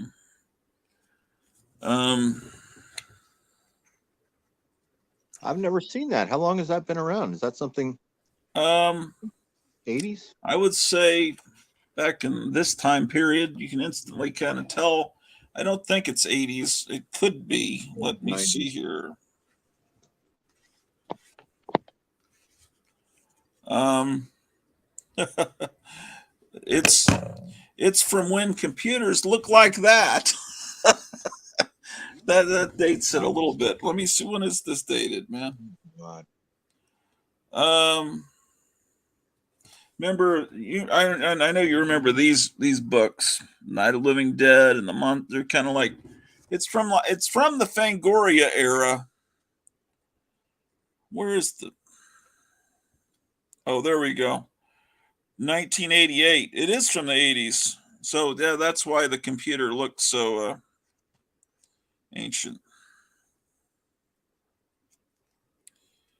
Um, Do you remember the first computer like that you had hands on, like the first, and do you remember what you did with the first computer that you touched, like, or the first person that you knew who had like a computer, whether it was work or oh yeah, that was my friend Ryan. He had a TRS 80, and he would play these ridiculously simplistic video games that seemed cool. Um, it's got Starlog, it's got Fangoria. Here's Monster World. I Oh, think this it's a is price cool. guide. Yeah, it's a price guide too. These are the 1980s prices. Oh, that's great. There's Monster World there. So does it have photos of the covers of all this stuff of every issue? Yeah, because it's like there haven't been that many of them. At that Um, point, 1988, right? I mean, it's not like a Overstreet price guide, but I mean, Right. there haven't been that many monster magazines that you. But there's Castle of Frankenstein. Seems like it's about time for another issue of that to come out. Okay, what is my wife saying? She's the only person commenting. It pisses me off to think that tweaker kid that was part of our moving crew was jumping on the elevator with his friend. It wasn't just him; it was the actual people from the moving company. Well, maybe we could, yeah, because like these kids that were moving us, that they thought it was cool. They thought they were on a pirate ship. If the elevator wasn't quite up to the level it was coming up, they jumped down like they're jumping down, Captain Kidd onto the plank. It's like, and then after one time he said, "Oh, I don't think I should have done that." You freaking idiot. Yeah, I don't know that that's what caused this problem, but I mean, the elevator's supposed to be looked at every so often. These are probably problems that people aren't too sympathetic about. It's like, but Home elevator problems. It's like you're complaining about your elevator, your SOB, and but yeah, these are. Okay, well, hold on a second. Yeah, I got stuff all around that might be entertaining to look at. Let's see what. Oh, here's the Underground price guide. The official Underground and New Wave Comics price guide. Look how they spelled New Wave. As one word? Yeah, that's weird. Is that a Bill Griffith cover? Yes. Yeah. Did you read any of that Zippy the Pinhead stuff? Oh, yes, of course. The difficult thing about this, look at all the information they have to give, which is what I imagine it's like in a modern Overstreet price guide. Like underneath this comic, they have to have all this information about the different printings and how to tell the difference between first, second, third, fourth. Because a lot of these underground comics stayed in print forever. And boy, this print sure used to look a lot bigger than it does now. Oh well. Yeah, I've got price guides down here. I forgot they were down here. What is this I've book? never seen either one of those. Those are unusual. I haven't seen the Underground Price Guide or the other one that you showed, the Monster magazines. This is what the heck is that? Oh, it's an Iron Sheik Oh, trading card. that's really cool. That's random. Where did that come from? How'd you get that? It was right on top of the books, I guess. I don't, I don't know where I got it, but I just Do you know anything about the Iron Sheik? Do you know about him?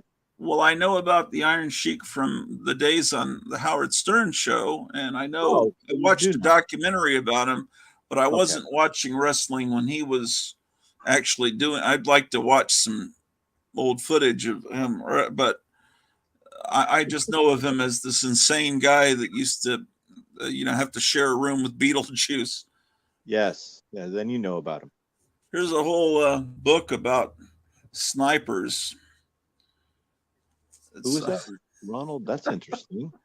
it's just just I've got all kinds of insane stuff. The it's a big thing with. Would you call them millennials? What I don't even know what generations are with people in their 20s and maybe 30s. What generation are they? 20s and 30s. Those are millennials, right? Millennials. That People means they were born in the 90s. Yeah, in the 90s. People born before 2000. Okay, well, there's a real popular genre 2001. on Spotify. There's like these guys that tell true crime stories. It's like this generation loves that stuff.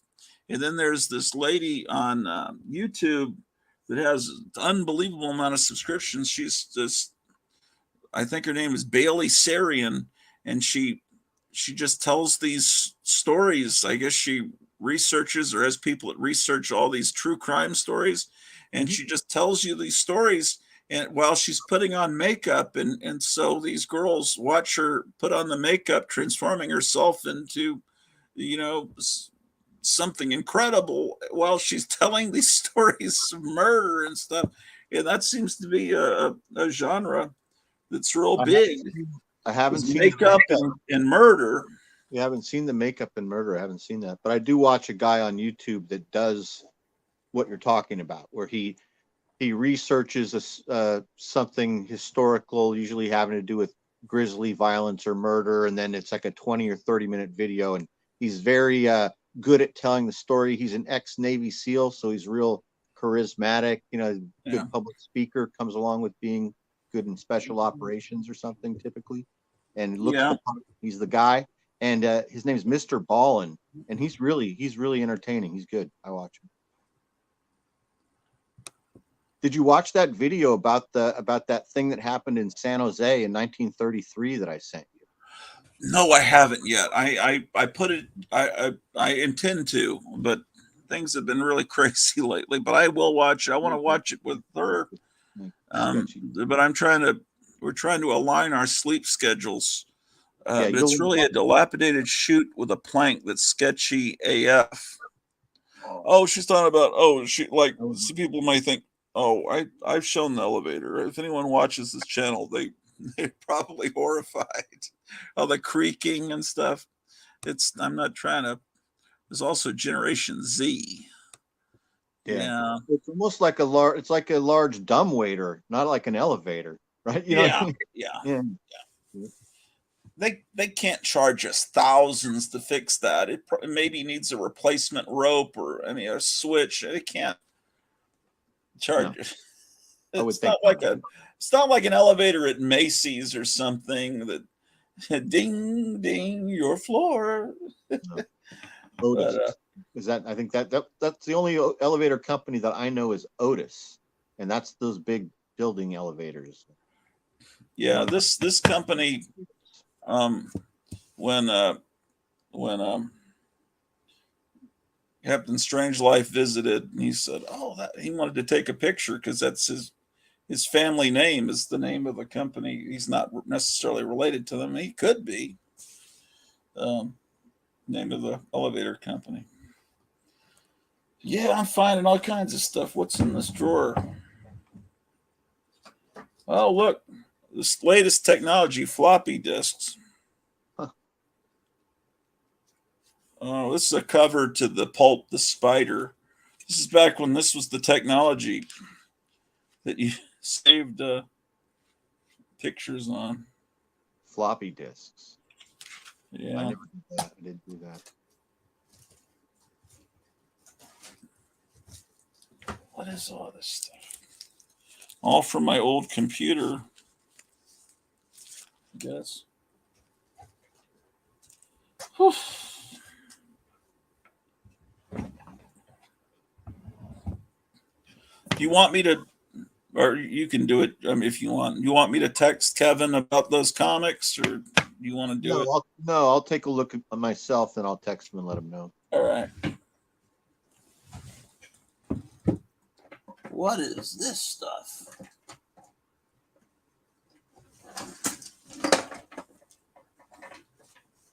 Oh my gosh. What could this be? Oh, a picture of my father and my brother.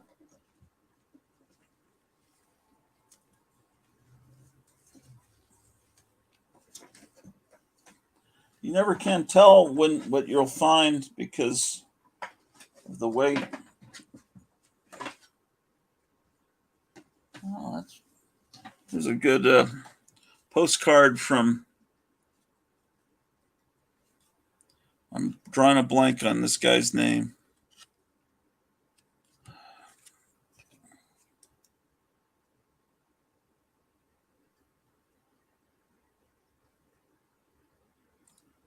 I hate that I can't think of his name, but he's the guy that I've gotten some of these painted signs from. What was his name?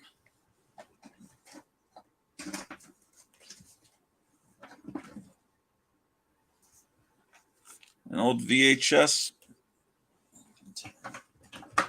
What is this? Oh.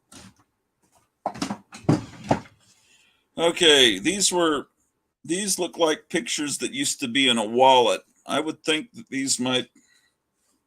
What are they?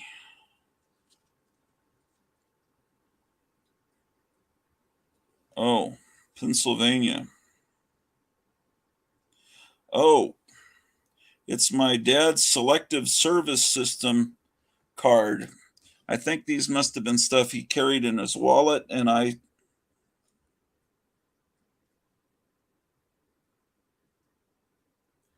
guess I could show this. It doesn't show any.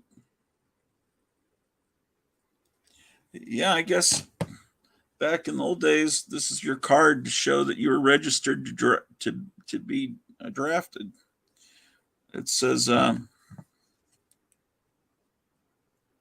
date of mailing 11/18/1955. I don't think most people save things like this, but in this.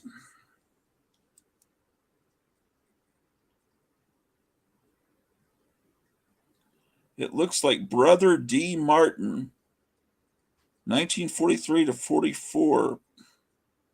Bless you always.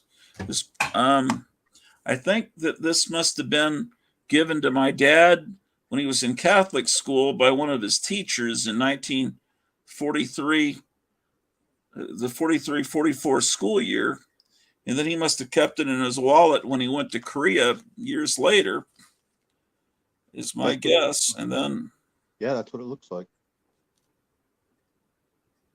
Your dad was your dad in the Korean War? Yes. I didn't realize that. Yeah, Korean and Vietnam.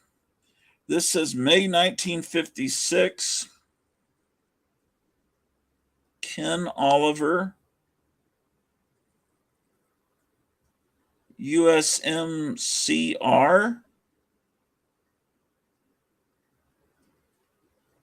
Herb something. The INF means infantry, right? Let me blow myself up and see if you can interpret. It's a So It's a you guys, baseball picture. Oh, that magnifies pretty well. This picture is tiny. I don't. that is Here's, awesome. but I don't know if my dad is one of them because there's two names on the back, so that kind of he wouldn't put his own name on there, so that must be the names of the other two guys. So I'm So going to guess that this. I'm going to guess that this is a baseball team when your father was going through the United States Medical Corps Reserve program in college. That's the first okay, thing. When you said what it was, when you read those initials out, what does that well, say? Something the, Valley Infantry, something infantry. I don't know. It looks like a two, and then over here it says USMCR. That's what I was thinking. I, you might think that has to do with United States Marine Corps Reserve, but your dad was a second lieutenant in the Army. That's United States Medical Corps, probably, But because this is May of '56, so he's that's a when he medical lieutenant, I think, wasn't he? second lieutenant USMCR. I bet you that's what that is, because I'm pretty sure your dad was like a medical, uh, like commander. He was like he was like a company commander, a battalion commander of like medical, like hospitals and stuff. Here's a picture. I think I've got a bigger version where my mom is pinning on some promotion ceremony. Can you tell what he's being promoted to? I can't, but they look kind of like bars. So maybe that he's going from captain. Maybe she's either putting on captain's bars or taking them off and putting on major. He's Oh, becoming let's a see who was major. president. Or is that's not a president? Who is that? Kind of at first I thought it was LBJ. It could have been that time period. I just thought I remembered in the past you mentioning showing different things from your dad. And I just kind of pieced that stuff together, that your dad was like a medical administrative officer, if I remember right. Well, I just found this and it's so uncanny because it ties in with what you've been doing on Instagram. This isn't planned, but here's this is what paratroopers, right? Yeah, it sure is. That's everybody standing up and hooking up on the inside of that's the inboard and the outboard. And that's How the heck do you guys do? That would terrify me. I can't even imagine jumping out of a plane. I just I'm such a chicken when it comes to heights. do you get used to anything and everything sometimes, and then it becomes associated with having fun. That's the 35-foot tower. He's exiting a 35-foot tower, I believe. Okay. Is that a snowy day? No, that's probably sand. I don't think that's snow. Oh, they use sand because they don't want people getting hurt. Okay, I guess. Yeah, probably. I don't know though. That could be at Fort Bragg or at Fort Benning. I'm not sure, because back in the old days they used to do jump school at Fort Bragg also. What's I the don't right know. way to orient this photograph? Lead paint would know. That's the correct way right there. Okay. So These are great. These are really large, blown up pictures. These are really nice. I guess this is the correct way to hold the picture. Yeah, that's a great shot. So did your dad take these pictures? I don't know. I can't imagine I can't imagine my dad with a camera taking these pictures. I don't This is know. a crazy picture. That's a crazy picture. That guy has terrible, really bad body positioning. This is correct. So a lot of this is possibly because when your dad went to jump school, your dad was already an officer and he was older. He was like a captain or a major, if I remember right, when your dad went. Yeah, it seems like when I watched Apocalypse Now, they were saying he went to jump school when he was this age. That's crazy. And it's like, wait, I think that's when my dad did it. Yeah, I think I remember you saying that, and I think I remember seeing that as well. So that would explain why your dad has these pictures. Rank has its privileges. So when you're a captain or a major going to jump school, especially in like 1962 or whenever this is, he's in a very comfortable position, probably by comparison to some other people. These are great pictures. He's been given the opportunity to take these pictures, or Well, I don't know if he took them or if he got them somehow. Somebody gave them to somehow him. he got them. Yeah. Those are very nice pictures. That's an amazing shot. That last one you just showed. Look at that. That's freaking awesome. That's what the inside of an actual can of whoop ass looks like. I assume this is pre-Vietnam, and I think it was before I was born because I remember the stories about my two older brothers watching as my dad came down. So it must have been, in this somewhere where my mom and my Probably two late. older brothers, little kids, were running around in circles watching my dad come down. Those rifles they have are pre M16 rifles, so that's like probably pre 1961 or 62. Could Those this are have been in? Did they do this kind of training in San Antonio or not? No. Okay, I don't know where they were living. I know that before I was born, they were living in San Francisco, and then they moved to San Antonio. And there's no writing on the back of the pictures, so I don't know much. Your dad might have been stationed at the Presidio in San Francisco. I think he was. Yeah, they were living up. Is this upside down?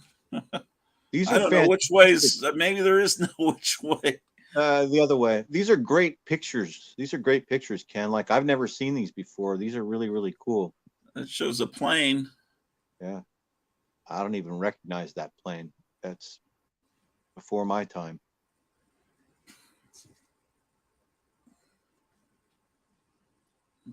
I bet you Lead Paint would love to see this stuff. Well, it was it's there's more pictures. No, I mean, this is going to be up where he can watch it anytime. He'll see it, but I mean, this is unusual, rare stuff. It's personal. Oh, there's another one. Pictures. He doesn't look worried. Oh, here's more. That's a pretty cool one. Yeah, it is. But another person with poor body position. And I've got a framed picture of this somewhere. That's great. That's great. My dad. That's a really neat picture. I wonder if they took they took everybody's picture like that. That's a neat one. Probably. Yeah, that's what it looks like. He's got his numbered helmet. What's going on here? It looks like they're dropping heavy equipment out of the back of that. It's called the flying boxcar. It's that same plane that I bought the other day. Now that looks like what we jumped out of. I mean, it's not though, but that looks like a C-130, but it's pre-C-130. I don't know what it is.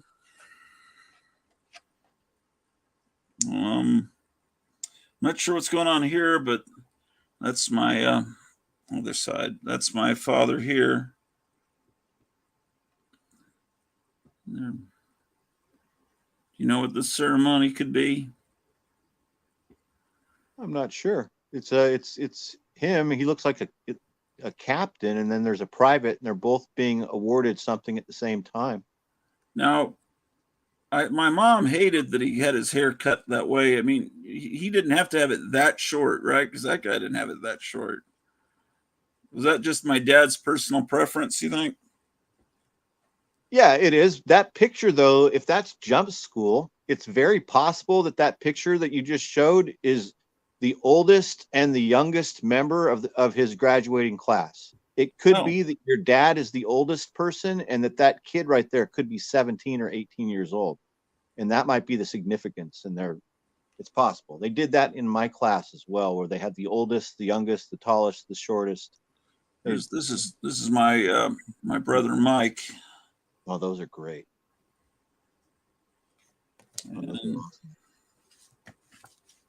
There's my father with the twin nieces of my brother Steve there. And that's me. When is this? The 80s, early 80s?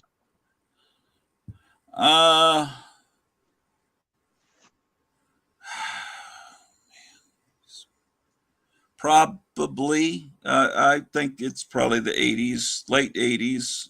Oh, okay. I don't know. How old do I look there? I don't know. Oh, you look like a teenager. I thought at first, Well, but maybe mm, not. I Closer to can't. 10 I years. can't really. I guess I should know when they were born. I don't know, man. That's my brother Mike. He was in the Navy. He was in the Coast Guard. He was in the Army. He was in everything. Wow. It's my father. Uh, my mother. I don't know. Is that some kind of dress uniform? This is Yeah. late 70s. Yes, that's what that is. Class A uniform. And here's a passport. Born June 29th, 1929, Pennsylvania, USA. Oh, this is from May 10th, 66. This must have been the passport that got him to Vietnam. So, Huh.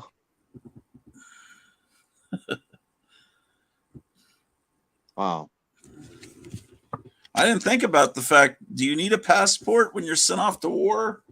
Or Not is, now. Maybe you did back then, but we never did. So your military ID card acts as your passport, and oh, it gets you anywhere and everywhere the entire time that you're active duty. I never needed a passport ever. my wife says my dad was in the Korean War too, and the whole fleet, except for his ship, were blown up. Wow. But Cleo's dad was much older than my dad. I think he was born um, at least 10 years before my dad was. But your dad was in World War II. I don't know if she's still watching or not. These photos are very cool, says Dr. Fibes. Dr. Fibes, that's great. Um,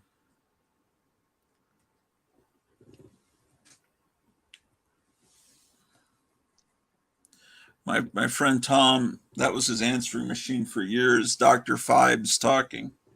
You'd call up Tom and it'd say, 9 killed you, 9 shall die. It's just like it's out of his That's mind. great. Um,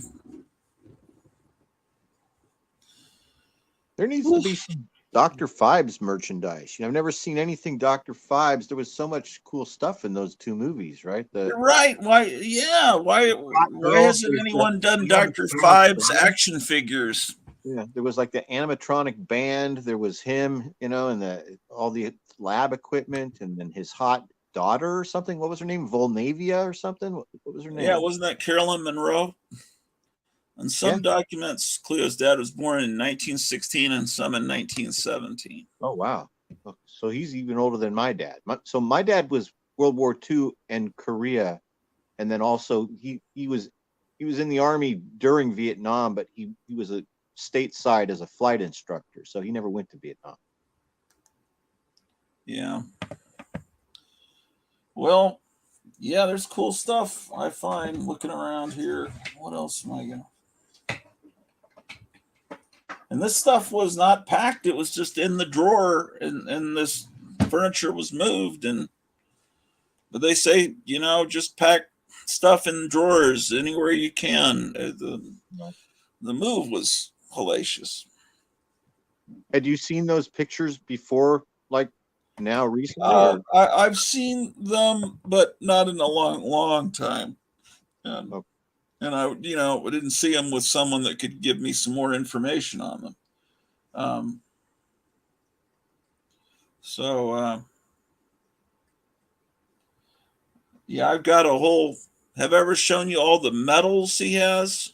Have I shown that on a show? I don't think so. I don't remember. I've got a Maybe. briefcase that's got all his medals. Right. He just kept them in a little suitcase. But those were. That's one thing I got, and You might want to get like I'm always I need a new display thing for my military stuff, and they're really not that. Eventually, when you're doing better, it's like 20 or 30 or $40 on Amazon, and you can a real nice display case, glass case. It's made especially for military. Yeah. I think my two brothers had like or like a little shadow box or something with little miniature versions of the medals. Yeah, they have. That's why they didn't have use for the actual real medals, some of which are kind of coming apart. But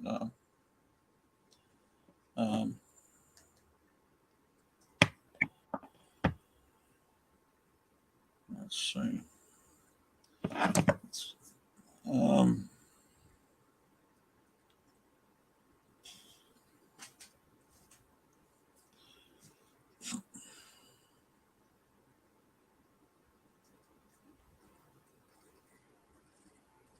says Alec Baldwin movie manslaughter charges likely, says prosecutors.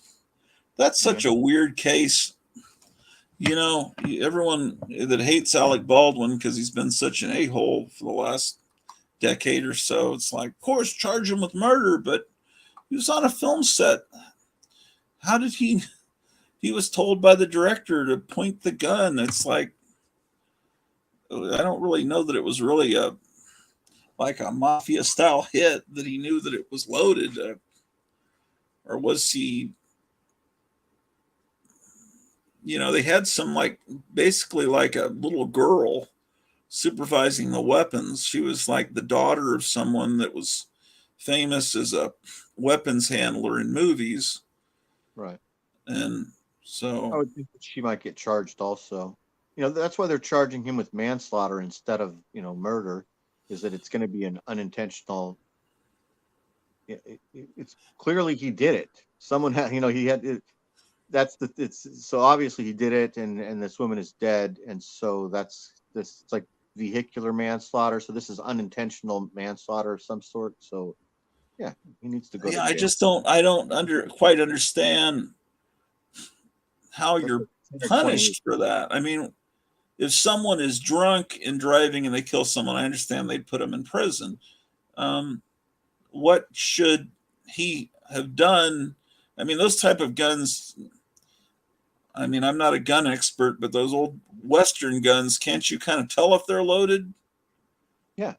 Just visually. But then I don't know how many Westerns has he been in to be an expert. I mean, he's a liberal. He probably hates guns, but yeah, I think it's the opposite. I think that he's the executive producer, if I remember right. I think it's his. I think it turns out that everything we're talking about is like ultimately his responsibility. He was the boss of the girl who was actually providing him with the gun that was supposed to have a blank in it, but it was loaded. In addition, there's a bunch of people that said that they'd actually been using that exact same gun to fire actual live rounds in target practice for fun. Oh yeah, they were playing around with live rounds. That's right. I've forgotten because this was like 2 years ago. Laws and rules that were broken. So a lot of stuff should be coming out in the investigation. My friend owns an army surplus store and getting a copy of all the medals your father was awarded and ordered the medals for a display case to hang on the wall. You never know what you're going to see here. Exactly. On here, and hello, missing Mars. It's a great idea, Dr. Fives. Except I have all the medals, the original medals, so I don't need to get replicas of them unless they're just miniature versions, so it doesn't take up as much space. I don't know how that works. Yeah, I think there's a case to be made for negligence because he had a fairly high position. If I recall, they skirted a lot of safety protocols. That's right. I remember now. I think that's what I heard as well. Yeah. But what did they do to John Landis on the set of Twilight Zone? I don't remember. I guess that went to court, but I don't know. I don't remember. I don't think it was good. I think that a couple people were killed in addition to Vic Morrow, right? Weren't there children? Yeah, there were. Yeah, and they weren't. They were on the set. Their parents were there, but they didn't have formal. I don't know what it is. Permission for the kids to be working. The parents thought it'd be great, experience for them to be on a movie set. But he was. Do you remember the circumstances of the movie? I think he was carrying a couple children, and it was Yeah. a Huey helicopter. Yeah. He was Yeah. supposed to be uh, he was this racist bigot in a bar and loudly spouting off about different races and offending people in the bar. And then he walks out of the bar at the end of the night, and he's in Nazi Germany, and he's got a Star of David on his, so he has to experience what it's like for every, different race that he was making fun of in the bar. Then I think there's this, then all of a sudden he becomes a target of the Klan, and I guess we see him as Vic Morrow, but I guess he becomes the race that they're going after. And that's all that you see in the movie when it was released.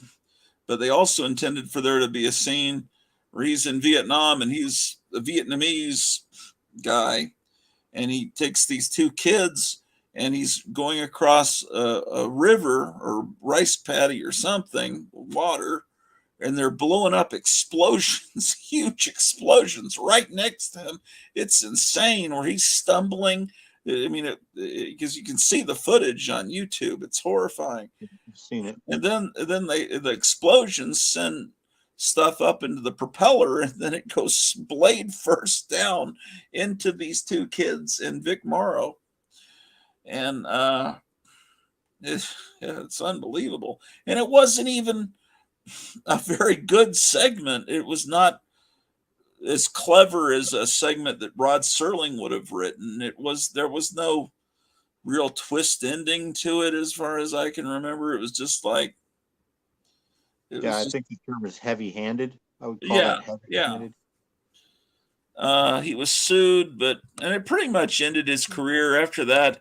I don't think he made any other good movies. I always liked him. He always was.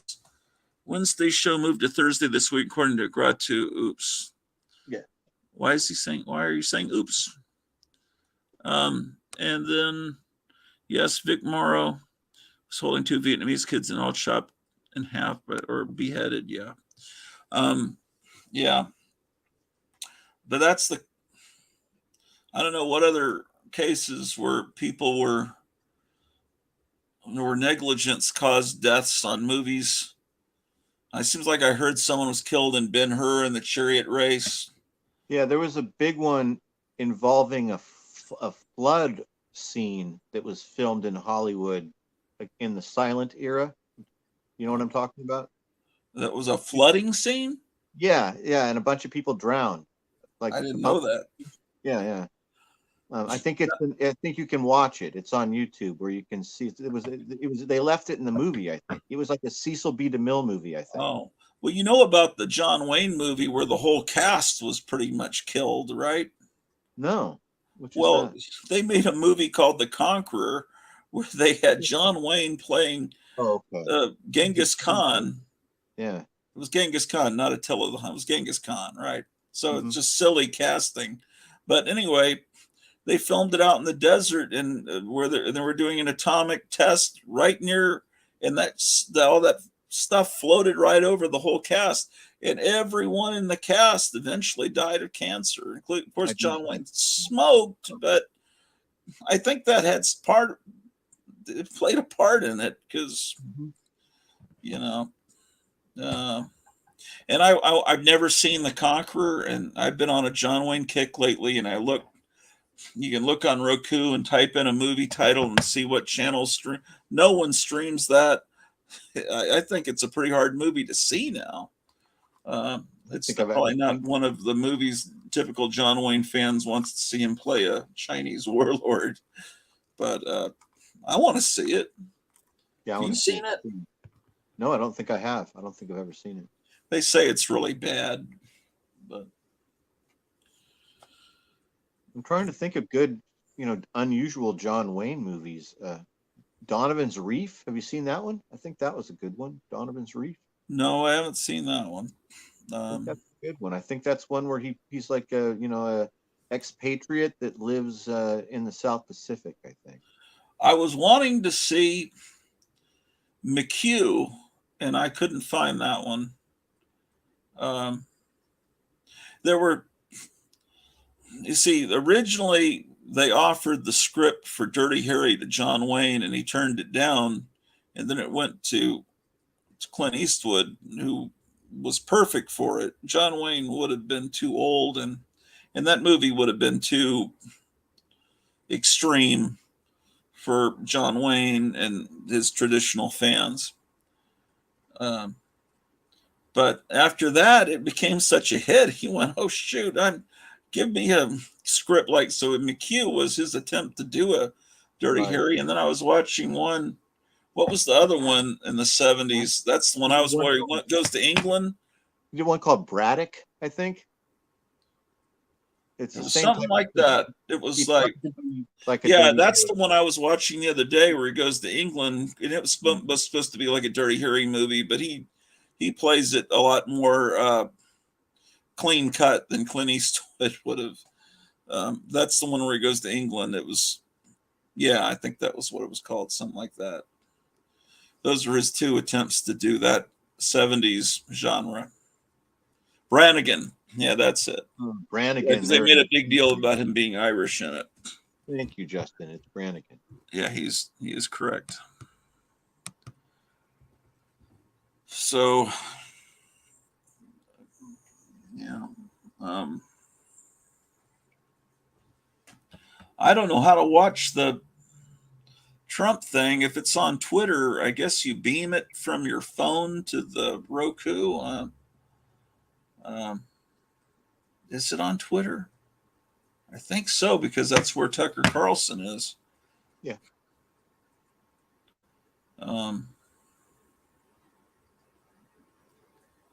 You know what would break the machine is if tomorrow they announce the 2024 ticket and it's Trump Carlson. You understand? Well, it's a year away. I mean, it's too. You would think that it would be. I mean, I'm just saying it's a fanciful idea, but could you imagine the if they announced it on Wednesday night, yeah, the aftermath of at the end of the interview, they announced that Tucker is the running mate, the vice president running mate of Trump, and that from here on out they're going to do a weekly fireside chat on X, and it's going to be President Trump and Tucker talking about everything. And could you? I mean, their heads would like explode. They would have no control. It would be interesting. You can think of Joe Rogan. Great tickets that would blow people's minds. What was the? Man, my mind's not working. Who was the lady running in Arizona that had it stolen from her? The ex anchor woman, a TV news person. I forget her name. Man, my wife would know. Maybe we'll see if she's still watching. Yeah, she ran against that Katie Hobbs and Carrie Lake. Yeah, Carrie Lake. That Trump Carrie Lake would be great. She's incredible. Another one would be Candace Owens. Mm-hmm. That would blow people's minds.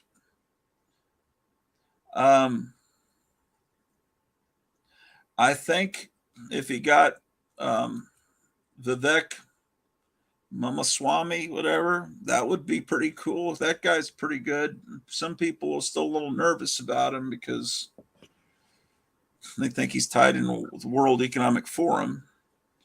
He said he doesn't want to be vice president. He said that he wouldn't accept Trump's offer. Yeah.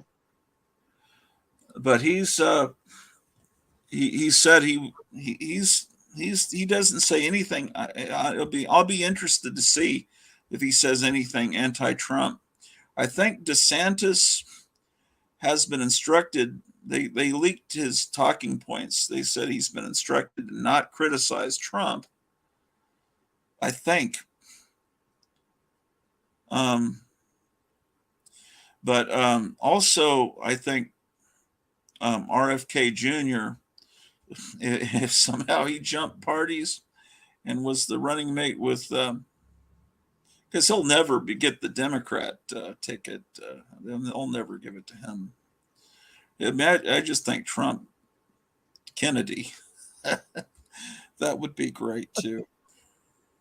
Well, I don't know about that. Well, I don't know. Kennedy I've heard he's anti-gun, but I've heard,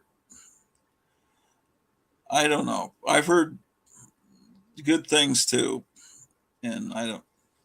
But the machine really hates him, right? They can't stand him. That's really well, they can't interesting. stand Trump. But Well, of then, course. but when you get the Kennedy name, Yeah. that's a pretty magical name, despite what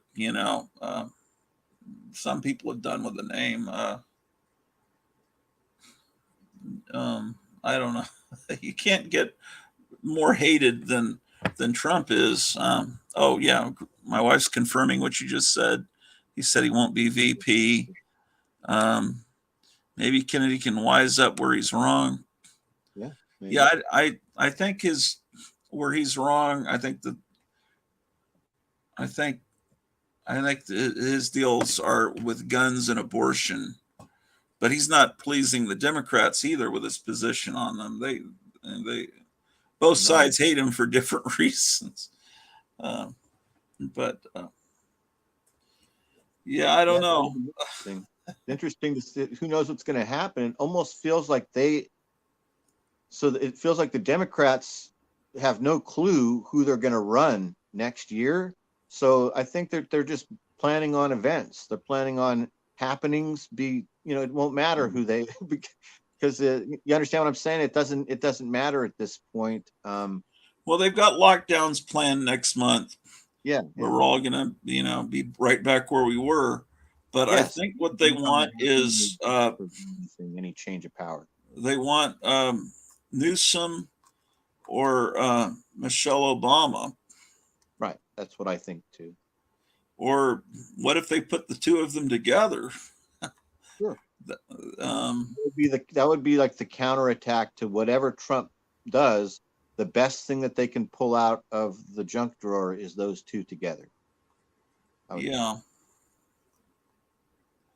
That's amazing that those are the two best people that you could find in the whole Democrat Party. I mean, I don't think they're good, but to them, I guess Newsom's good because he's photogenic and women think he's handsome. That's hilarious that his ex-wife is dating Trump's son. That's like pretty weird.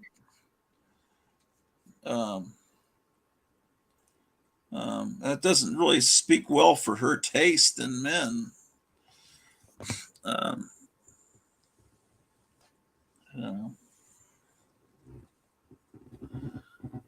Pretty despicable, man. What is this here? Oh, remember they used to do price updates before the internet? Halfway through the year, the prices were out of date, so you had to get a in-between price guide.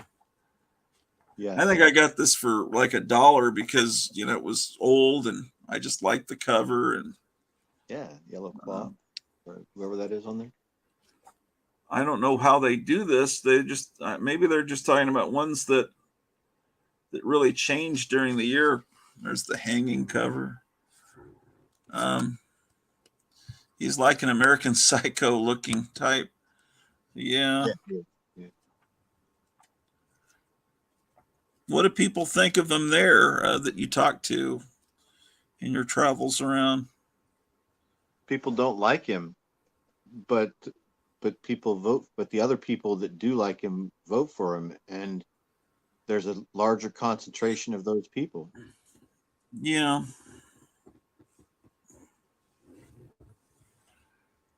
Weird.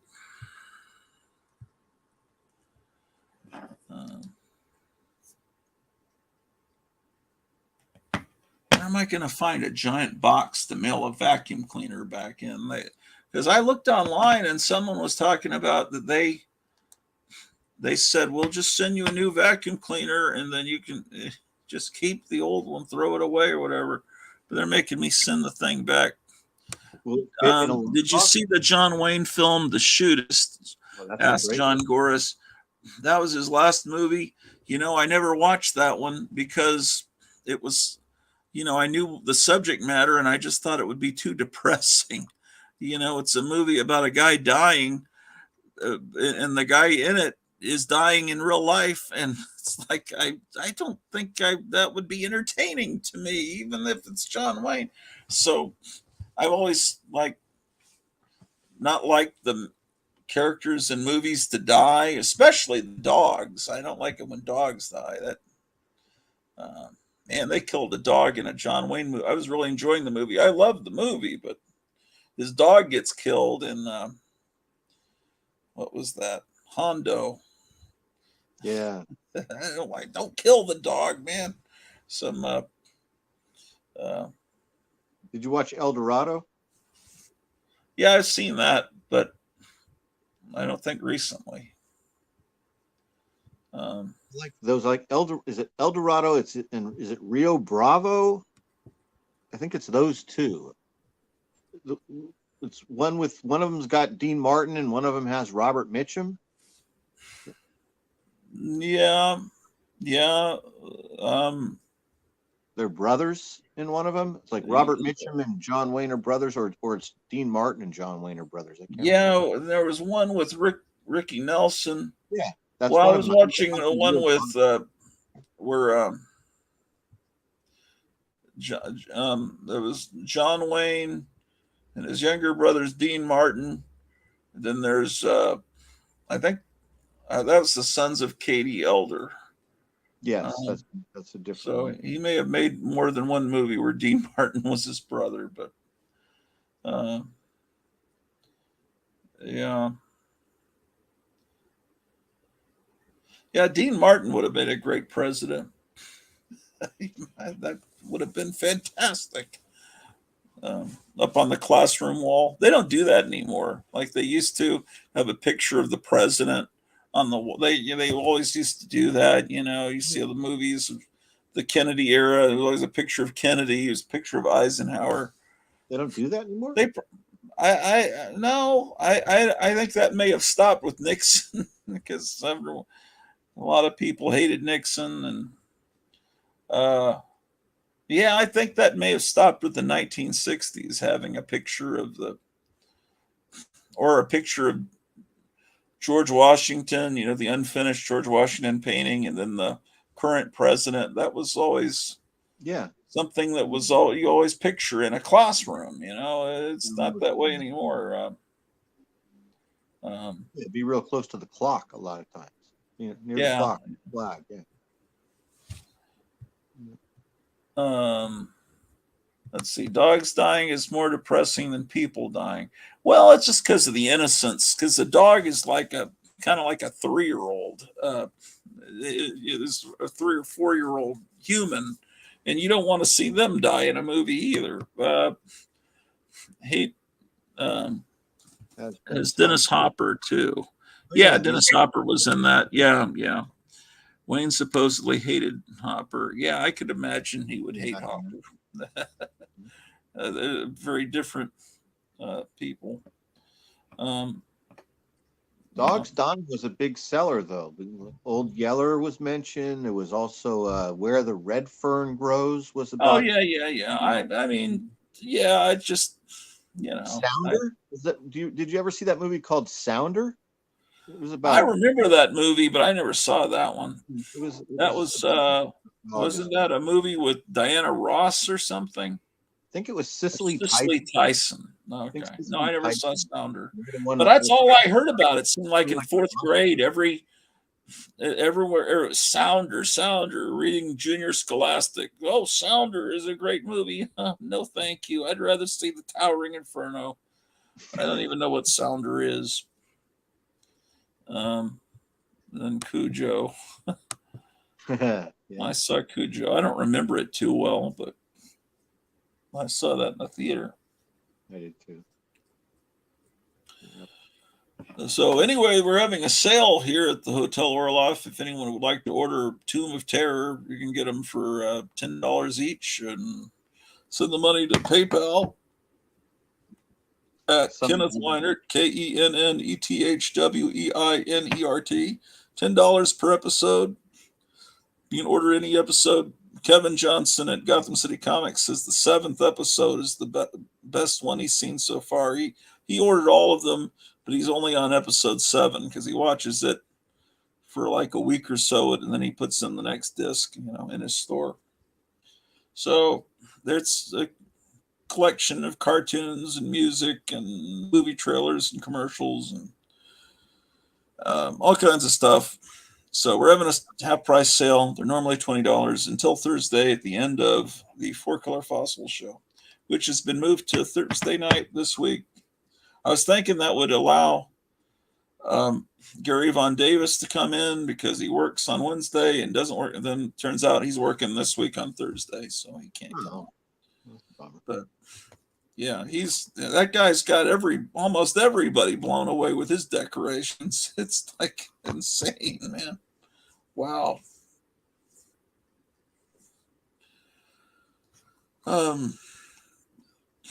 Yeah, we should put out a magazine, Inferior Decoration, instead of Interior Decoration, and just show insane collectors and how they decorate.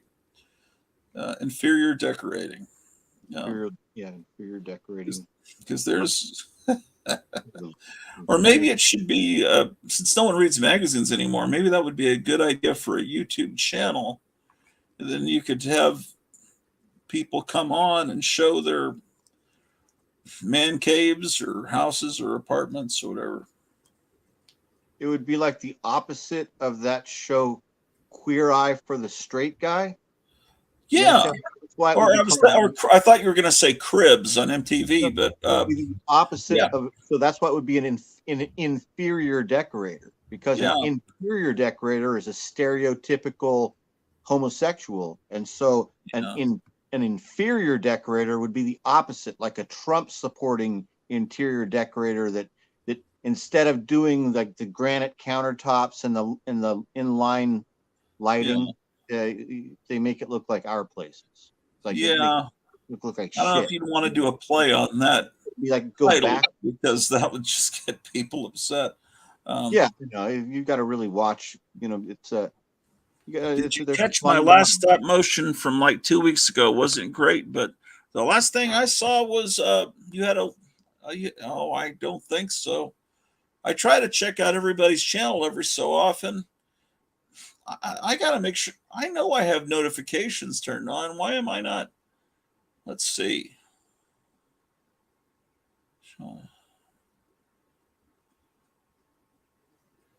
Yeah, everyone should subscribe to John Goris. Type that name into YouTube. This content may be inappropriate for some users. Do you wish to continue? Continue. Oh, you put up what is this the latest? Oh, the latest. Wait, is that the latest thing? No, 13 days ago. No, I haven't seen it. Robots, Mutants, August 30, 23. This is his new. It's probably not the way to watch. I should watch it on the big screen. Yes, I'll watch that. Yeah, he should have thousands of subscribers. That's ridiculous that he has 381. I lost 4 subscribers after the Fossil show last week, and I can't seem to get them back.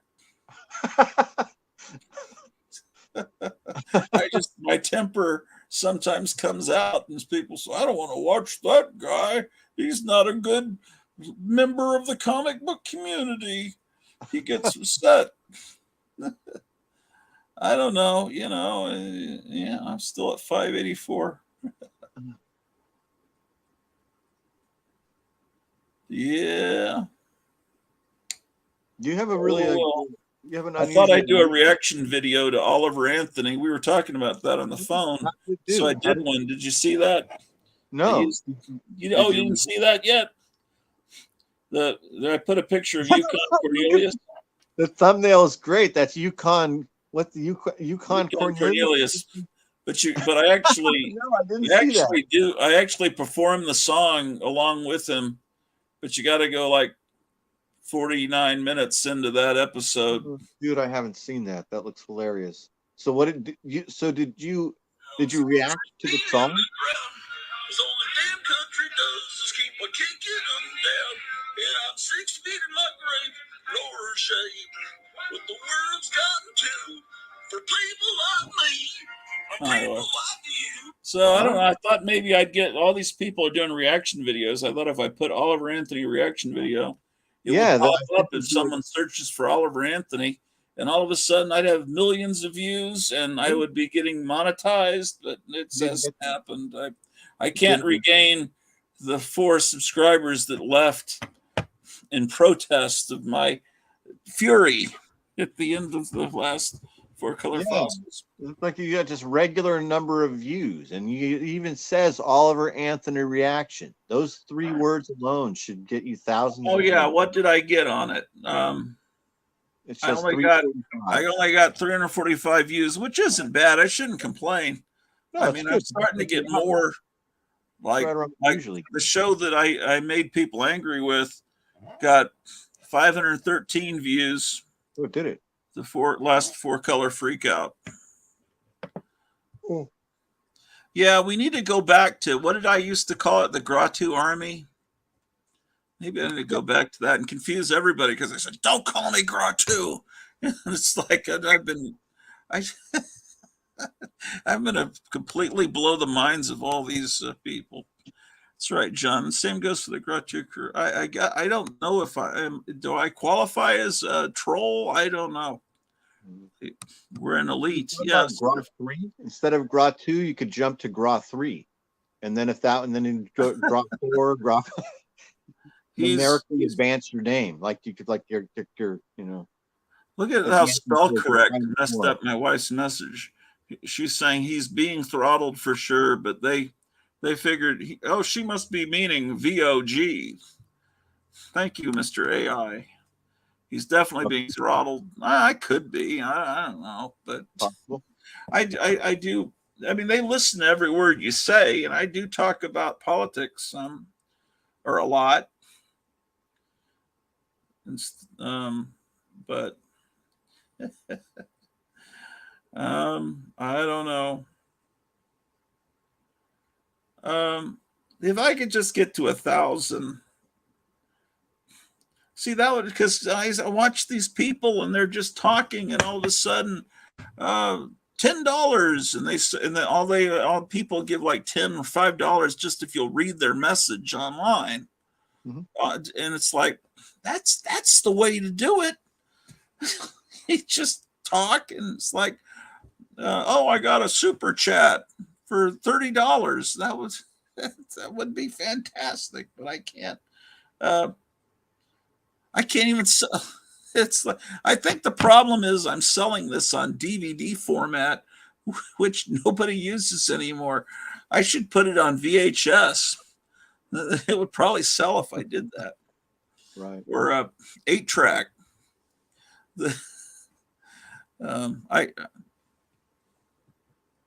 I think I have an 8-track recorder on this machine over here.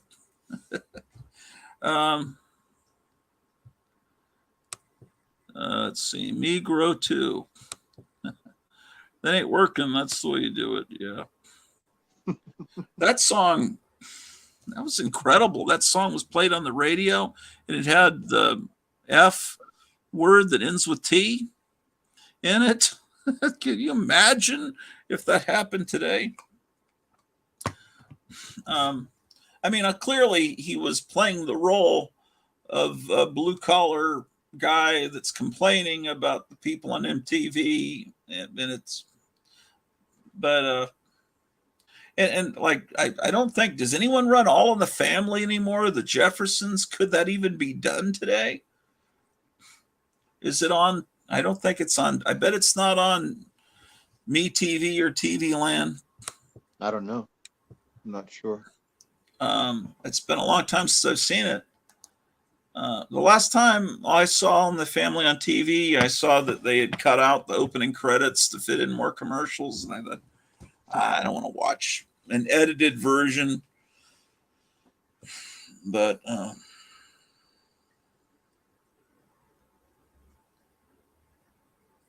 Man.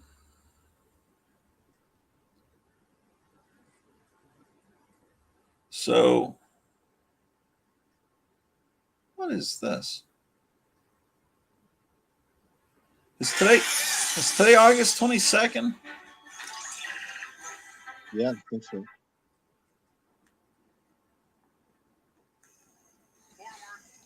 Says, oh, this is a video game. Isn't that just a video game? That's a video game. It says 13 minutes ago, August 22nd, 3 Russian Ka-52 Alligator helicopters were shot down by Defense of Ukraine Arma 3. What am I looking at? Why am I subscribed? Oh, I'm not subscribed to this. Sometimes they put things in your feed and you don't subscribe to them. Yeah. That's just a video game.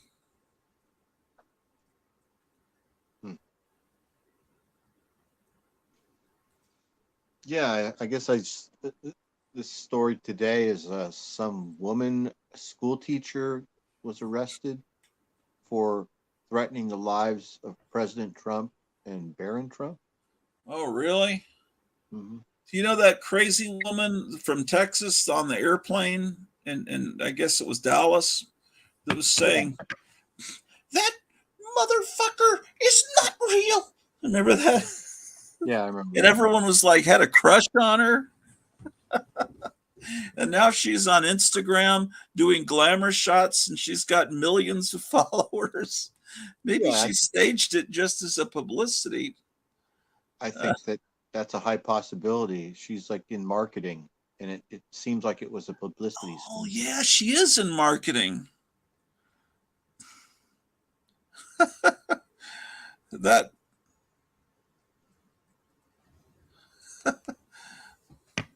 was a weird thing. Yeah, I thought,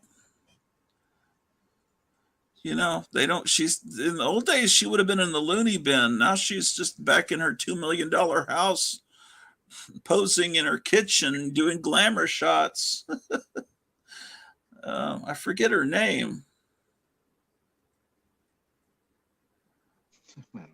Oh, there was an actual attempt. Is that what's going on? Is that what you're telling me? No, the headline the one I'm looking at, it says Secret Service arrests Chicago public school history teacher 41 who threatened to kill Trump, Barron. No pre-dawn raid, it says. Oh. So Biden was over there in Hawaii. Did you hear this? Biden says, Jill and I have a little sense of what it's like to lose a home. Then tells the story of when lightning struck his house in 2004 and says, I almost lost my 67 Corvette and my cat. That's actually, I think he said, I almost lost my wife, my 67 Corvette, and my cat. And then I see that they're not quoting me exactly right. And then he says, according to a report from the time, the lightning strike caused a small fire contained to the kitchen that was under control in 20 minutes. But then in another event when he was in Hawaii, he was telling the story of his first wife getting a call that his wife had been killed in that car wreck and his daughter had been killed, and that he was going back home not knowing if his 2 sons were killed. And that story worked a little better than this one about a kitchen fire, because in that sense he was saying, I didn't know. I understand what it is to lose. I could see that story working, but talking about the kitchen fire, and then we were displaced from the house for a year to get the kitchen replaced. But he's out of his mind. I remember when a guy jumped on the stage when Trump was, I think it was when he was running for president. The guy jumped on stage behind him, and I don't know, and Trump turned around and was almost about to slug him, and they wrestled him away, and then they put him on CNN. Why was he not taken to the gulag? I mean, they put him on CNN, like why? interviewing the guy that was dumped on the stage with him. It's like, as long as it's weird.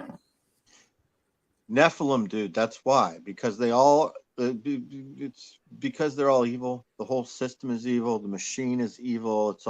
That's why they're after Trump so much, because he's exposed it. They can't stand a populist figure that was the scales are falling from people's eyes, and they don't want the scales to fall from people's eyes. They want the scales to stay on their eyes. Right? Yeah. This thing on Instagram, it says, to the person who broke into my house last night, I hope you liked the dog. And it shows the window with blood. And I guess the dog had ripped this person. Oh, look at that.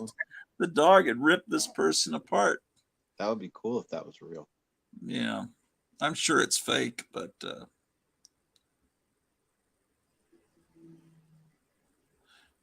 Instagram supermodel dies after hitting a lamppost while hanging out of a car window without top on. I wonder if that's true. It's just insanity, man. So my mother used to tell me, so my parents used to live in Bogota, Colombia before I was born.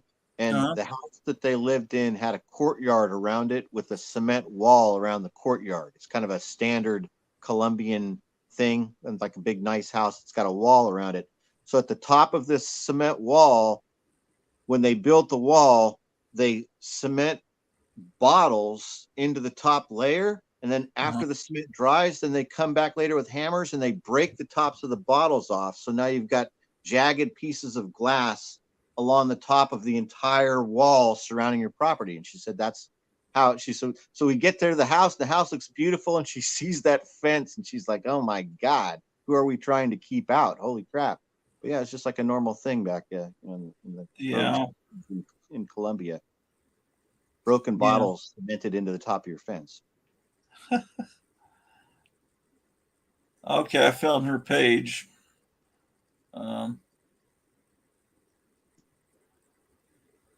Let's see here.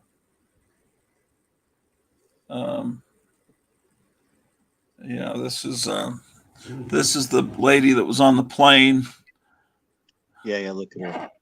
So she's she's big. And what does she have? How many followers does she have? 100 million plus. So she monetized fake mental illness is what she monetized. She monetized herself having a panic attack, supposedly. Supposedly she had some sort of panic attack. Maybe supposedly she was on a Xanax and she drank an airline drink and that made her crazy for a second. I've heard that one a lot. And then now she monetized that. So it was a fake event that she turned into a trend. She self-trended, I guess is what you would call that. I never thought about that could be fake. In fact, when I first watched it, I thought maybe the person at the back of the plane was a shapeshifter. I was almost like on her side. I was watching the Cabin Fever remake from 2016. Don't bother. But interesting how they take out all the trolling jokes. I didn't know there was an older Cabin Fever was an older movie. They remade Cabin Fever. That's a recent movie, isn't it? Cabin Fever was from around 2009 or something. Yeah, I think so. And they remade it that quickly? I didn't know they made a remake. My wife knew it was fake. Yeah. She wants a wall like mainly because she left the airport and without being arrested. That almost means that if she staged it, she had people. 2011, I think. Yeah, they're so bankrupt of ideas. They remake a movie 5 years later. I saw the original. It seems like I remember liking it. I don't remember anything about it though. So it seems like there was a time around that time period where There's some horror movies. I think they're all coming from the same director, and I watched a few of them. One of them was the first time I ever heard of a social justice warrior. They said, we're making fun of social justice warriors, and with a cannibal Holocaust kind of movie where these social justice warriors go to the rainforest and it turns into a 70s cannibal movie. And I Yeah, I forget love what that was called, but I Green think it was Inferno. the same, huh? Is it Green Inferno? Yeah, and it was the same guy that made Cabin Fever. I think he's an actor that That also was a makes horror German movies. guy. I don't remember. That was some German guy, but I loved Green Oh. Inferno. I thought that movie's great. I love watching all of those woke college students get devoured inside of that I pit. think Cabin Fever had an actor in it playing I a love that. policeman or something that makes these insane movies in California. These where he films he makes these movies where the entire cast is homeless crazy people, and he just feeds them lines. And what is that guy's name? Do you know what I'm talking about? No, I don't know what you're Maybe talking about. Cleo remembers. I don't think I do. Oh, one of his movies, the one I was first exposed to, was called Trailer Trash, and he gets these just insane looking people. It's like beyond. It's beyond John Waters, because those people knew what they were doing. He just gets these people that are genuinely the real thing. Gummo. I remember you mentioned that you haven't seen Gummo yet. Well, Gummo is very much like that, but it's very well made and well done. So it doesn't feel cheesy and stupid. You feel like you are actually, it feels like cinema verite with some underprivileged feel alcohol syndrome children. Man, someone made a movie called Trailer Trash in England, and now that's blocking up my search for it. Right. The only hope is if someone watching knows who this guy is.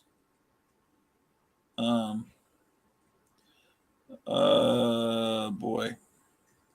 I would think John. Oh, my wife, of course, knows. Giuseppe Andrews. And I think Giuseppe Andrews is an actor also that was in Cabin Fever. And then he makes his own movies that are insane.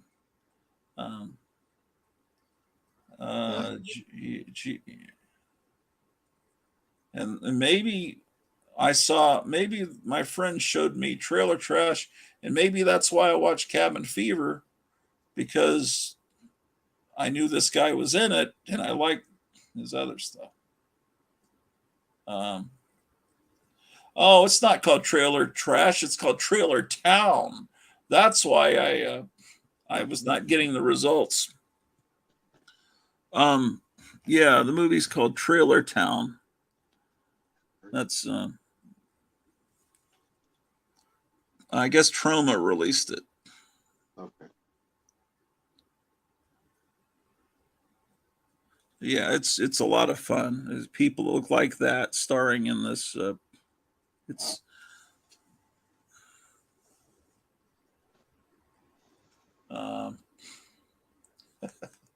yeah. Wait, what is going on? My wife says I think she was hired to make people look crazy for believing in reptilians. Oh, okay. That makes sense. Yeah, because too many people are talking about that and they want to like squash it. Like where they started calling people conspiracy theorists back after the Warren report for not believing in it.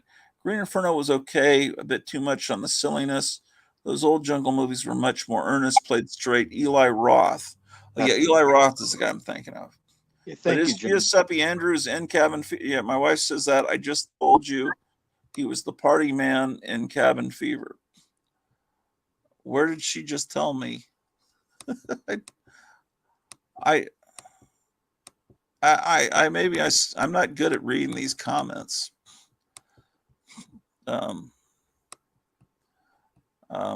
I liked Ants, but Ants, I think, is on YouTube. You can't see much of Giuseppe Andrews' stuff on YouTube because it's pretty extreme. But it's funny it's real funny.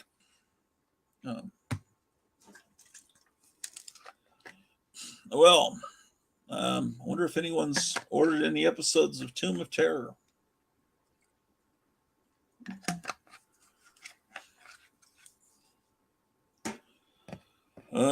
There's only 6 people, and one of them's my wife, so I don't think that's gonna. But hopefully, I leave these episodes out there, and eventually someone will watch them on the replay, and they'll order some.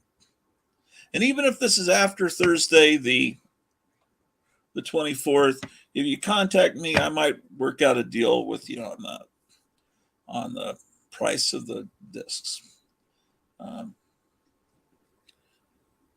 And I need to start sending episodes out to you guys that have sent me AOKs in the past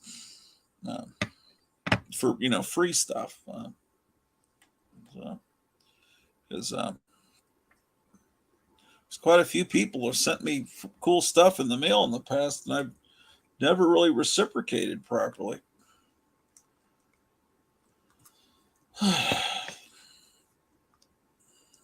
Let's see.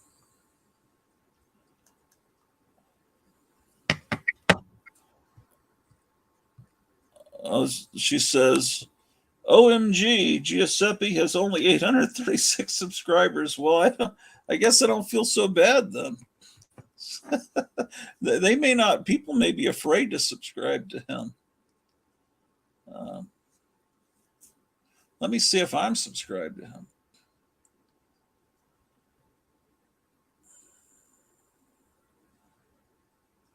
So you're taking a hiatus from accumulating new stuff, huh? Yeah, I am. I've been taking a break for a while. Looks like Metarog just went live. Oh, he did? Mm-hmm. Huh. Am I getting these notifications? Let me see here.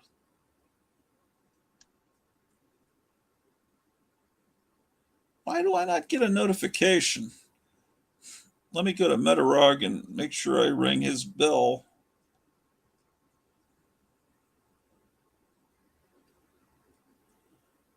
Yeah, he's live. Dixie and Dixie, right? Yeah, nice. Hey, that would have been good for drinking. Who's the cat? Who's he on with there? Jinx, Mr. Jinx. Oh, he has a Spanish title. That would have been That's the new trend, is to go to. Horror Mike did a video in Spanish the other day. Did you see that?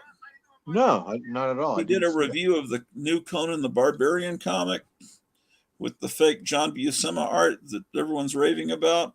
And then he did a version in Spanish with a Spanish title. And no, I didn't know that. Yeah, my wife said his Spanish is pretty good. I mean, he was married to a woman down in South America somewhere. But yeah, maybe I should learn Spanish and do the videos in Spanish, and then I might get more views than 5 people. Let's see. Double your views. It says "Que hay un nuestras cajas de comics." Why are there other caja? What does that mean? Poop? Cajas de comics. It looks like he's got a stream with 3 people. I don't know who they are. Let's see who they are. But I have the bell rung, but they didn't give me a notification. I wonder how this works. Who is watching? Super Rust 9000. Trev, the Shipping Guru, Sleepy Reader 666. Werewolf by Lunchtime is watching.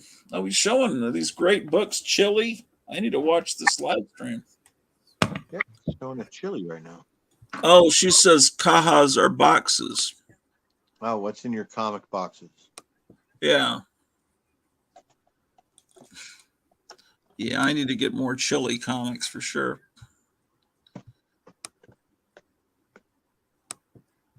Yeah.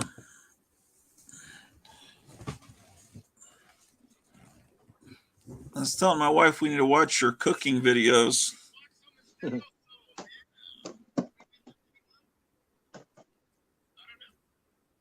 Yeah, this guy's cool. Whoever this guy is, he's showing Chili. Now he's showing Beetle Bailey. I know I'm watching this too. We're live streaming us watching Metal Rod showing good comic books. This is all good stuff. It looks like they're actually talking about them as well.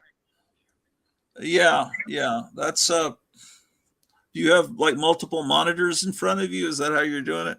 Yeah, I have a like a 40-inch television set that's in front of me behind you.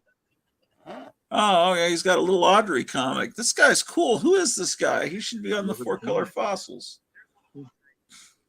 Oh, it says, please join Ray, Nama N, Russ, myself, and perhaps other community members as we go through our comic book boxes again this week. Usually the stream is on channel. I think there's a word that's missing. Someone else jumped. He is busy, so we were filling in the gap. Please consider subscribing to Rayman the Silencer and Comic Book Worm for more cool comic book content. Let me see if I'm subscribed to Rayman the Silencer. And Comic Book Worm.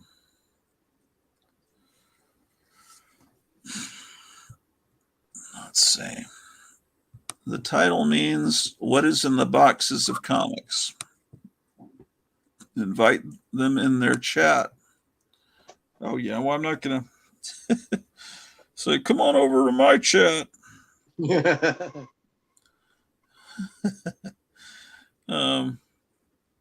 Comic Mag Musings. That's familiar. Is he someone that's been on the Fossil Show? I've heard the name before.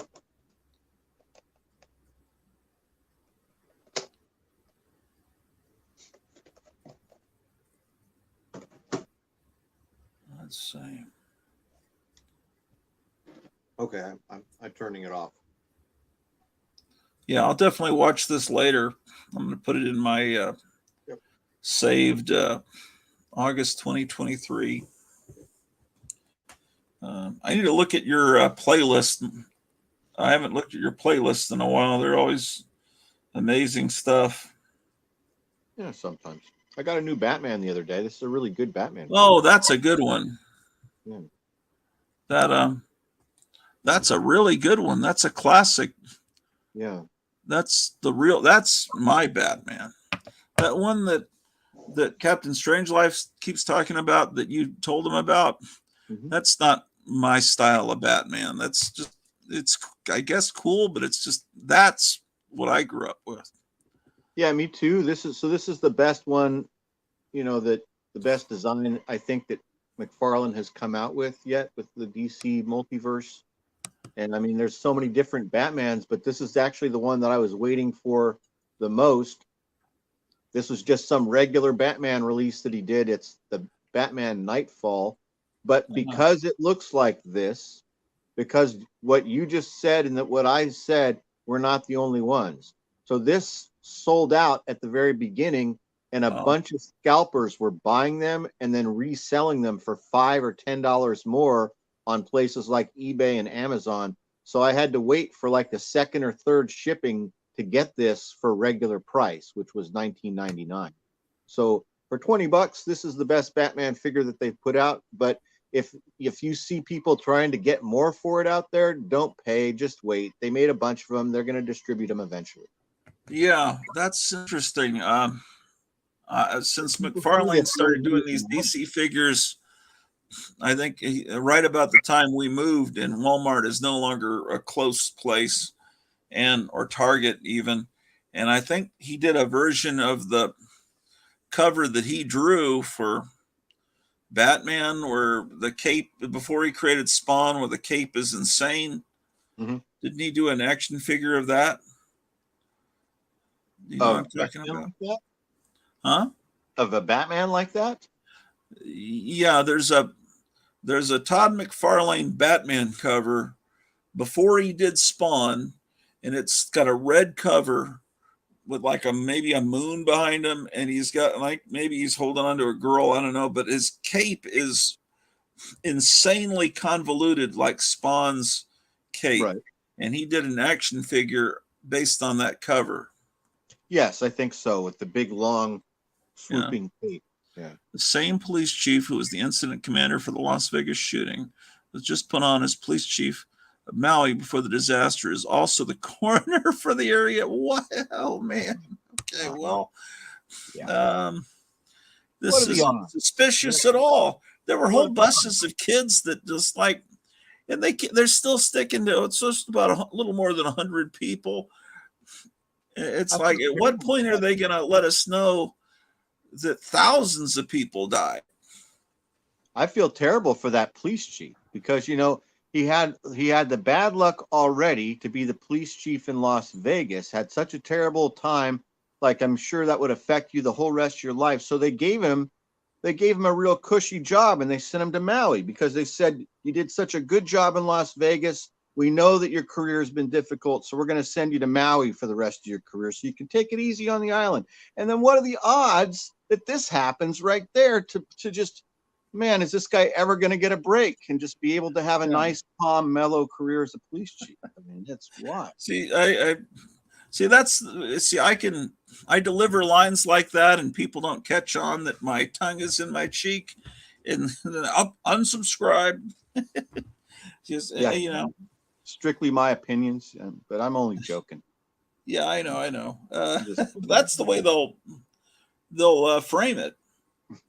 And then they were trying to get Vivek Ramaswamy on. I don't know. I think it was on. He went on CNN, and they're trying to frame him with a 9/11 question about whether he thinks it's an inside job, but he was just saying that because he went on Alex Stein. That's the thing. And Alex Stein asked Vivek, "Was 9/11 an inside job?" And he says, "Well, there are certainly things that we need to be looked into, like Saudi Arabia's involvement and all that." But because he didn't say no, this lady was grilling him about that, and because that's how they try to bring people down. Oh, he's a crazy conspiracy theorist.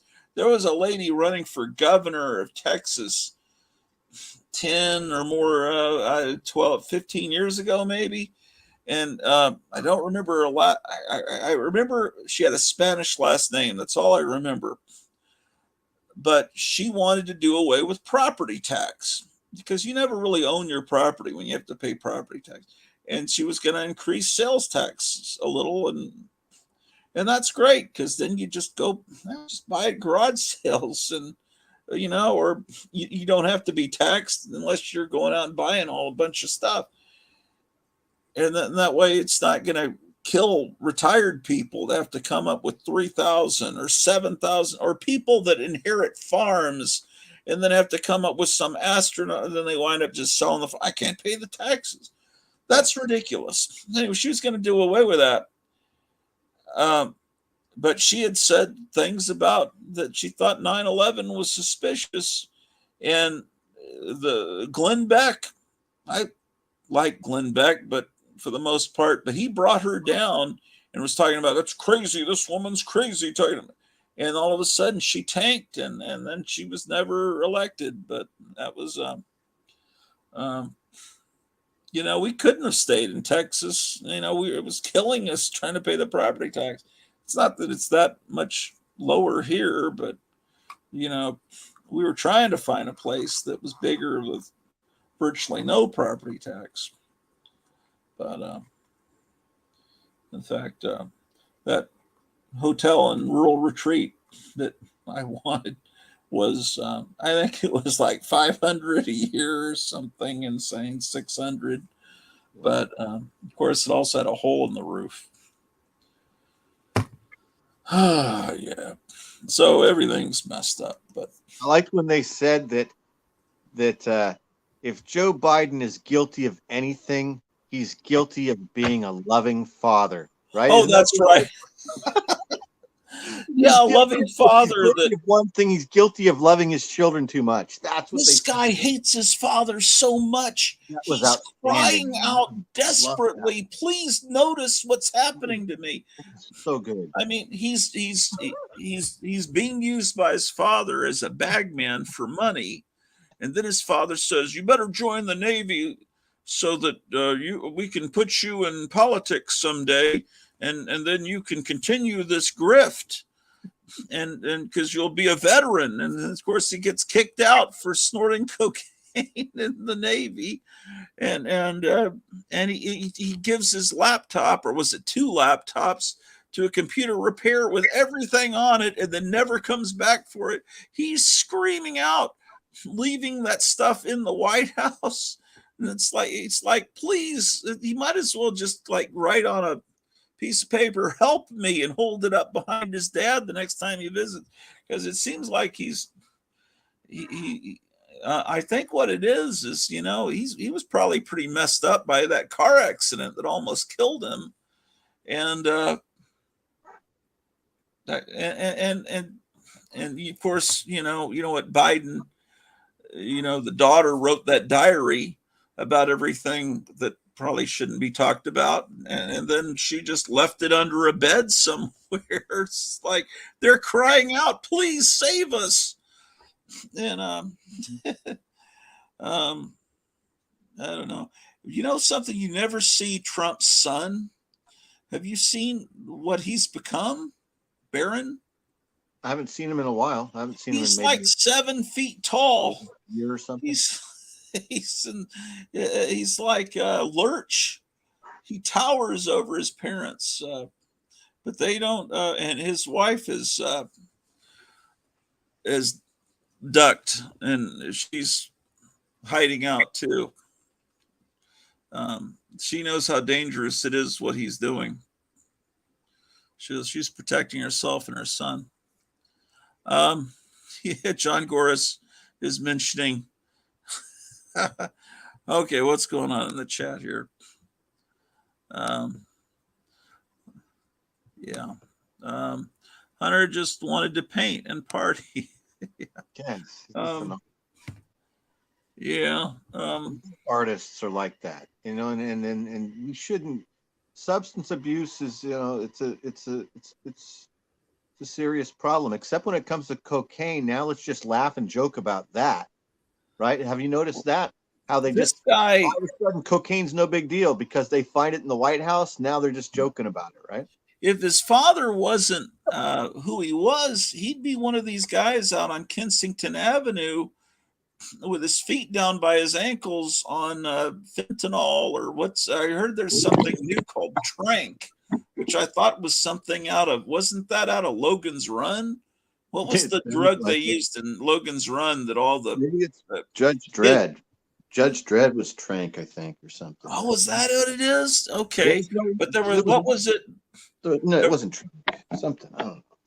But there were the cubs, the kids in Logan's Run that I guess had been chipped with the little that were the hiding out down under the city. They like put something up to Logan's face, and they called it, I don't remember what it was, but it was some kind of drug that smoked. But yeah, I heard about that for the first time today. So it's apparently there's all kinds. But anyway, he's done drugs so much that all his teeth had to be pulled, or he's got fake teeth then. That's pretty bad. Yes, he was addicted to cocaine. But it was still is addicted to cocaine. But he was smoking crack, which isn't that more dangerous than just regular cocaine? Yeah, I think it's the same thing or worse. Yeah. And I always thought it was worse. Yeah, probably. But anyway, it's just insanity. But Biden had a wife, and he was cheating on her. Let's see, with his current wife, right? who was married to his campaign. The guy that ran his campaign had a wife, and Biden was like having her come over to babysit for his kids after his wife was killed, I think. Yes, that's what I heard. And it's all none of this stuff gets out. The people don't know about the shady history and No, it's really amazing, isn't it? It's the time is amazing. It's amazing what has happened to like the press, how yeah. journalism is, and how they're not really journalists, and the press isn't really the press anymore. The free press is not the free press, right? Yeah. Like the whole idea that they're giving every year somewhere, there's like journalists giving each other awards for all this stuff. Think about that. How bizarre is that? Yeah. Right. Yeah, they're showing good books over there on Metarog. That's let's see, they deny it all. They get angry. They're showing the obscure stuff. I think that's great. I mean, I could care less about all that popular stuff. Well, I like comics because because of comics. I don't like comics because of what they're worth or because of the joy of the hunt or something, or of obtaining them, or I bought all my comics because I wanted to read them. I didn't buy them because I wanted them to be worth money or because I thought it was going to be some form of investment. It's a lot of stuff to carry around with you for 30 or 40 or 50 years. These big giant boxes of paper that most of us have carried around with us, except for people that maybe have recently gotten into the hobby in the last 5 or 10 years. Most of us our age have been lugging around these long boxes of comics and other boxes of magazines and all this other stuff for years and years and years, never keeping it for the reason like as an investment. We were keeping it because when we first read that comic, it captured a moment or a thought or an idea or a feeling for us, and then we wanted to revisit it again and reread it again. Or maybe not even that. It's some sort of a thing, or it involves our personalities. It's like we like to accumulate this stuff, and they're numerically organized, and but it certainly wasn't to make money off of or to as a status symbol. It was the opposite, because when we started getting into comics, it was very unpopular to be into comics in grade school in the 70s and elementary school in the 70s. If you read a comic book in my school in 5th or 6th grade, you would be made fun of unless you were a popular kid and had some sort of hidden power structure behind it. You could be poked fun at. People would make fun of you if you weren't, if you didn't have a strong personality. So it wasn't until the last few years, it wasn't really, once again, it's the CIA. So the Big Bang Theory and the San Diego Comic Con were both like designed and taken over by the CIA and the military industrial complex, used to subvert our hobby and make it into a money-making venture for big businesses that has nothing to do with our hobby. So they started with the Big Bang Theory show, so that somebody who didn't even know anything about being a dork or a nerd or very much about comics all of a sudden could identify with somebody on TV that they thought was funny or cool, because there was a laugh track. There was a laugh track that could tell you what was funny. Maybe if you weren't really that good at getting jokes, they would help you with that. So that was like the beginning of them, co-opting our hobby, in my opinion, and turning it into something completely different. It's not.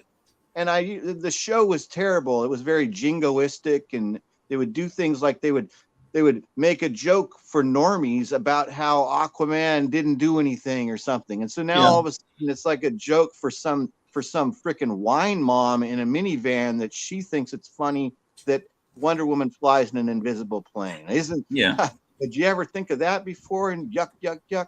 So that was the beginning of the end. And so I just try and live in that past. I wonder if people older than us, like if you were a kid, and at what point did comics become such were they always considered that way? Because in the 40s and 50s, lots of kids read comics. Yes. At what point did they become like something? Because it was that way in the 70s, and it's almost like the attitude towards the military. When I was in high school, that was a very uncool thing, and the guys that were in ROTC were made fun of because they were just in ROTC to avoid going to PE, and that's what. But I think it started with the Vietnam War being so unpopular, because I think if you went back to the early 60s or the 50s, if you were in ROTC, if you're in the military, that was a cooler thing. I think there was a shift, and I think that applied to comics too. But this is an interesting post from this guy, Bob Bierbaum, that ran Comics in San Francisco in the early 70s. He's saying in spring 1973, Marvel Comics' new owner, Perfect Film and Chemical, a CIA front firm now operating as Cadence Industries, distributed by their newly acquired Curtis Circulation Company, lays down that in the last half of 1972, following a huge fall off in paid sales for comic book periodicals following the fad Batman TV show glut collapse, which brought on a few cover price increases, claims to have finally become the #1 comic book company in the world. So what he's doing is he's showing this ad that ran in, I guess, trade publications, where it says right there, it says, and let me try to blow it up. In the last half of 1972, Marvel Comics became the #1 top selling line of comics in the world. Mm-hmm. And it says, summertime is a marvelous time of year. Marvel Comics is #1. And it says, you make 6 cents on every 20-cent Marvel comic sold based on publishers. So it's it shows them the new magazines they're selling to. It's really a cool ad. I stole it and put it on Instagram. But the key thing, and then it says the double page ad ran into distributor trade journals right before cover prices increased another 20% to 25 cents each.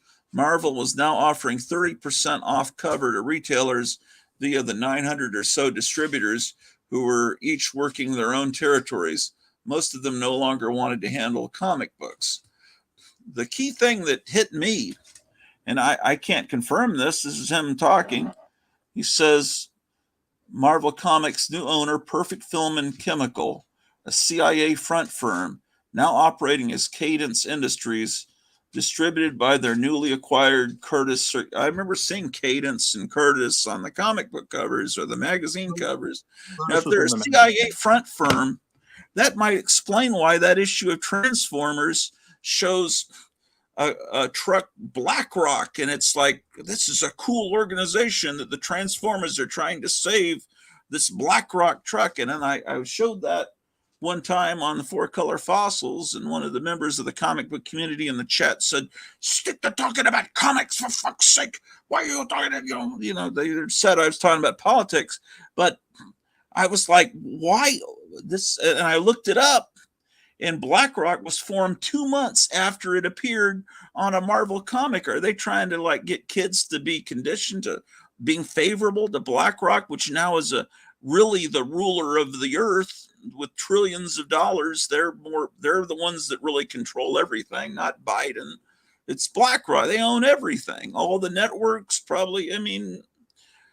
So it makes me think, okay, they're putting stuff in the comics, predictive programming, I don't know, it's like, okay, so we're going to test, is the name Black, because I looked up BlackRock on the internet, and I looked up the date that Transformers comic came out, and it was organized a couple of months after that comic came out.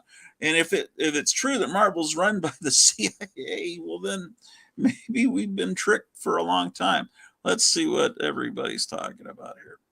Yeah, I think it's everywhere. I think it's interwoven into everything like post 1947, right? Like Yeah. 1947, the OSS turned into the CIA, and what was that guy's name? Wild Bill Donovan, Uh-huh. I think the first director of the CIA. Yeah. Like got into everything, so that's why it's all entwined. That's why we can watch an old movie and go, "Wow, they were already talking about this," and I'm often surprised when I see stuff that's like interwoven into it, and I didn't notice it before, and like a little statements about things, and just like reruns of old TV shows, like about watch something from the 70s, and they'll make a comment about inflation. And I'm like, wow, that's interesting. Why are they talking about inflation on Charlie's Angels? Been Well, joking that about was big in the 70s, even more than now. I mean, because look at comics hmm started at 15 cents in 1970, and by the end of the decade, they were 35 cents, 40 cents. hmm Yeah, you could see that in real time. Every few months, it seemed like comics went up a nickel or a dime. right. But Inflation was even actually worse in the 70s. It just I was a kid, so it didn't affect me except in the price of comic books. right. But the media has changed though, because in present day, when inflation is terrible, you wouldn't see them complaining about inflation in a TV show or a comic book in the same way that they did in 1975. No, because That's they that's the were difference. blaming Nixon for the inflation, but Yeah. when a Democrat's in office, and they sure didn't cheer for Trump when he brought the gas prices down and everything. hmm So But you can see the bias in the media and how who's controlling them just by seeing yeah, that. it's so weird. Um, but yeah, and my wife wanted to watch V for Vendetta. I've never really read the comic. I I've liked a lot of Alan Moore stuff. Some stuff I liked at the time, but then it really kind of like, why did they have they really because he didn't mean for Batgirl to be permanently paralyzed, but they did that, and I just thought that was way too sadistic. And the more I know about him, he's like this warlock that worships some reptilian god and into this Aleister Crowley stuff. And anyway, so um, and I know the V for Vendetta, it's like supposed to have predicted a lot of stuff that happened, like the pandemic and everything. And it's the way they look at it, people that are left wing, they look at with that show, the show about the future where right wing religious people take over, and the Handmaid's Tale. Yeah. They always think it's going to be this horrible fascist world where these religious people take over. In reality, it's far more fascistic when these people into whatever they're into, Baphomet take over, because they're a lot more evil what they're doing. Right. So everything they predicted, all this fascist authoritarian stuff, they're predicting in V for Vendetta out of this, because he was doing a parody of Margaret Thatcher. And when he did Watchmen, it was all anti-Reagan. But in reality, it's these Democrats that are the ones that have their boot on our necks, our throats. But yeah, that seems to be the way it is. So if you look at V for Vendetta, it's actually you could see it from either way, but the way it's set up is it kind of like it's kind of supporting conservative values as opposed to right. The bad guys in V for Vendetta are leftists, isn't that right? No, No. no, they're all people are put to death for being gay. They're no, they're it's religious. Or it's the opposite. It's the way. It's the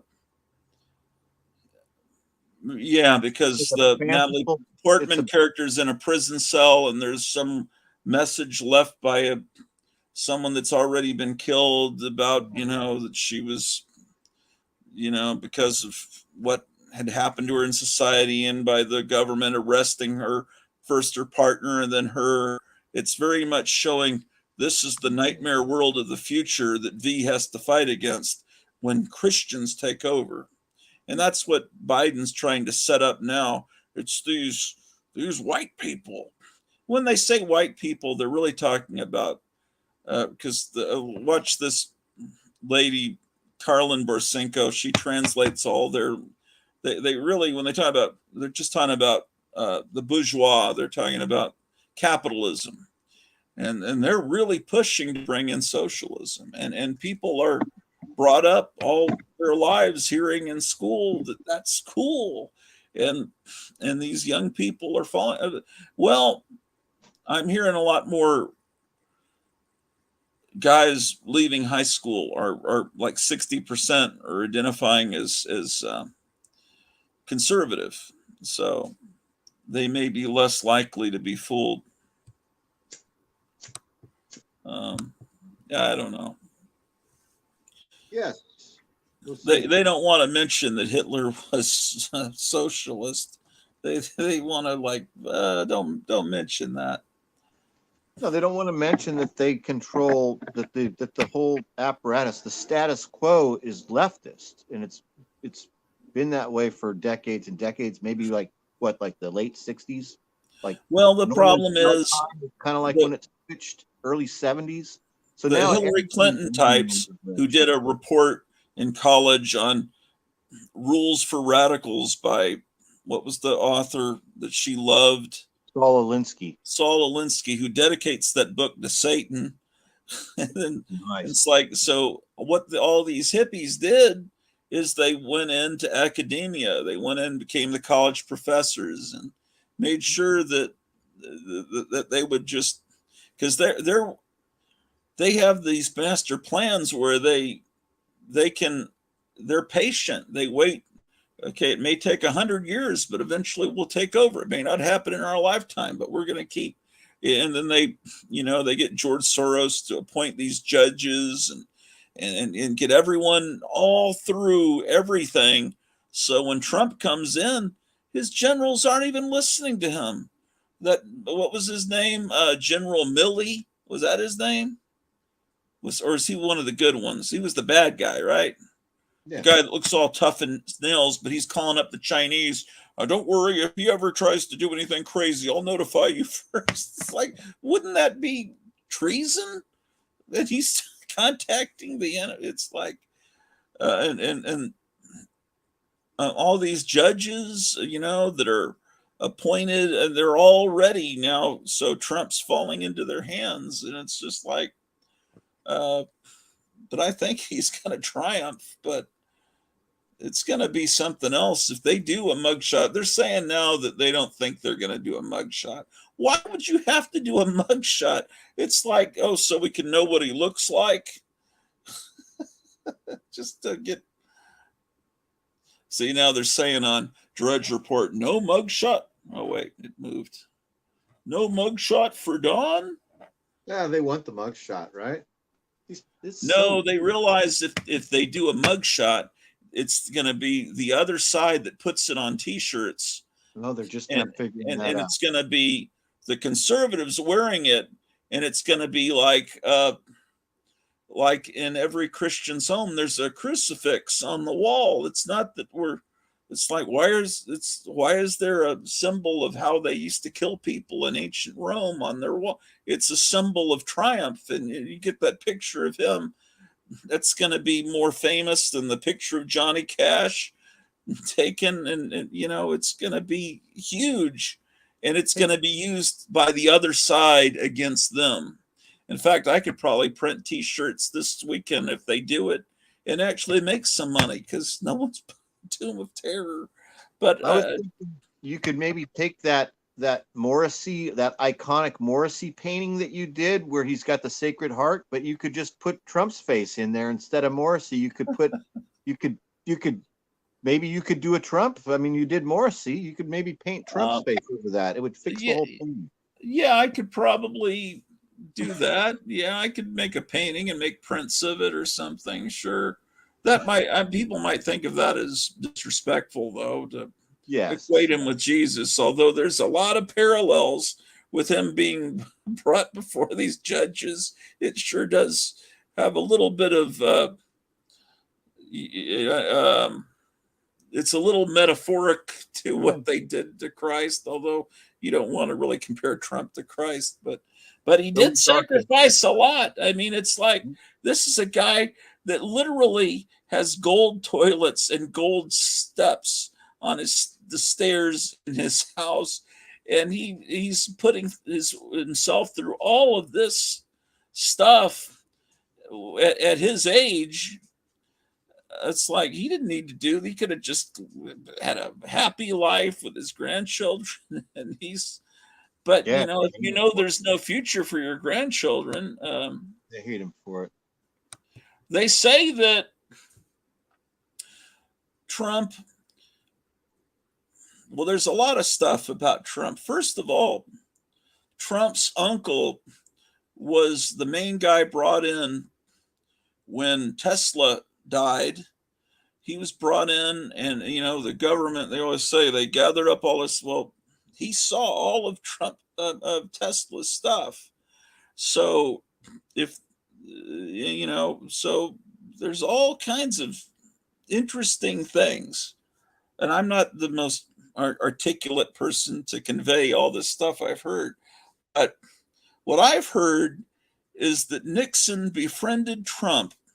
And Nixon, after he stepped down because he didn't want to tear the country, he was railroaded pretty much just like Trump is. I mean, I was brought up to Nixon was the most horrible person in the world. That's what we were told in everything that we saw, every cartoon in the newspaper and Mad Magazine. Everyone told us Nixon was just the most despicable person, although he didn't start the Vietnam War.